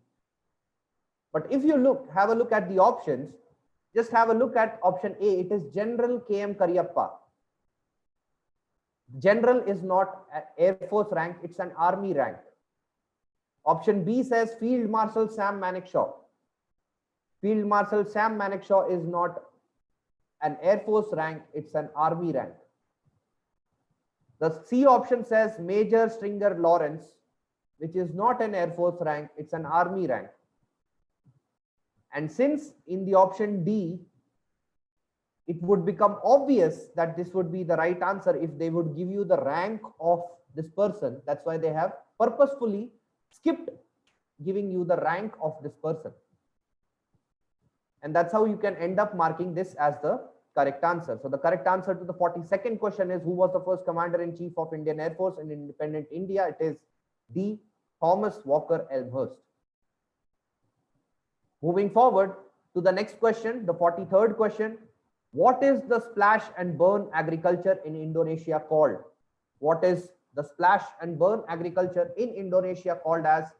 The options given to us are A. Jhum cultivation, B. Roke cultivation, C. Milpa cultivation, and D. Ladang cultivation. Now, Jhum cultivation is a name for shifting cultivation in India, in the northeastern states of India. Roke cultivation or Roque cultivation is the name given to shifting agriculture of Brazil.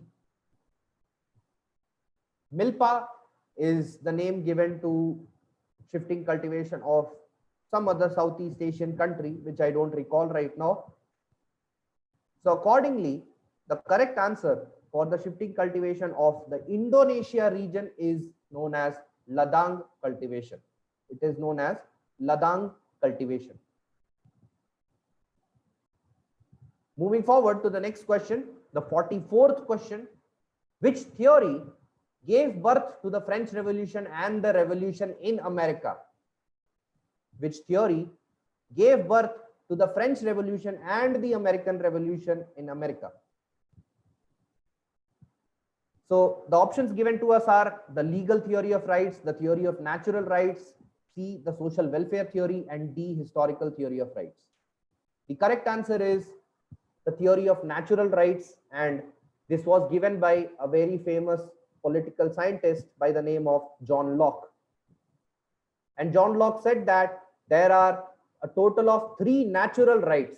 There are a total of 3 natural rights by the name of life, liberty, and property, which are inalienable from any human being. And the purpose of existence of the government should be to protect the natural rights of any civilian or any citizen. So this was the theory of natural rights given by John Locke. All right. So the correct answer to this question is B, the theory of natural rights. Moving forward to the next question, the 45th question, the 38th parallel. The 38th parallel is a boundary line between A, United States and Canada, B, Pakistan and India, C, Turkey and Cyprus, D, South Korea and North Korea. So some time back, the tensions between North Korea and South Korea were very evident. And what we mean by the 38th parallel is the 38-degree north latitude, the latitude that divides North Korea from South Korea. Roughly, it is around 37 degrees. And you can see there is a bridge that divides North Korea from South Korea. And why is this question asked is because it has been in news all over that people do not like the autocratic regime of North Korea, the dictatorial regime of North Korea. And the soldiers who are deployed at the North Korean border with South Korea are not willing to serve as officers in the army of North Korea. Many of them are dying due to hunger and starvation. There is a long tapeworm that is found in the intestines of one of the soldiers. And because of these miserable conditions, many of the soldiers of North Korea are defecting towards South Korea. They are running over crossing over the 38th parallel boundary and they are defecting to South Korea. And because of this, the question has assumed importance. So the correct answer to the 45th question is the 38th parallel is a boundary line between D, South Korea and North Korea. Moving forward to the next question, the 46th question says, Satyamev Jayate is borrowed from which of the following? Satyamev Jayate is borrowed from which of the following? The options given to us are A, Mundaka Upanishad, B, Mahabharata, C, Ramayana, and D, Arthashastra. So the phrase Satyamev Jayate, truth alone triumphs, truth alone wins, which is printed on the national emblem of India also, that is the Sarnath lions. Below in the pedestal, the words Satyamev Jayate have been printed, has been taken from Mundaka Upanishad, and you can see Satyamev Jayate Nanritam Satyen Pantha Vitato Devyana Yena Krimantraya Yashyo Ryapta Kama Yatra Tat Satyasya Paramam Nidhanam.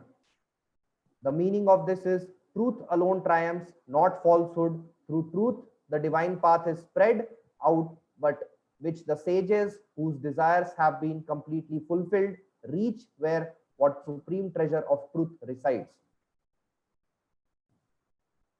So with that, we have come to an end of the general awareness section of AFCAT 2 2014. Now I wish you guys who are writing the AFCAT 2 2020 exam on 3rd, 4th and the 5th October of 2020 all the very best. Please do well and make us proud. This is Rahul Sagar signing off. All the best.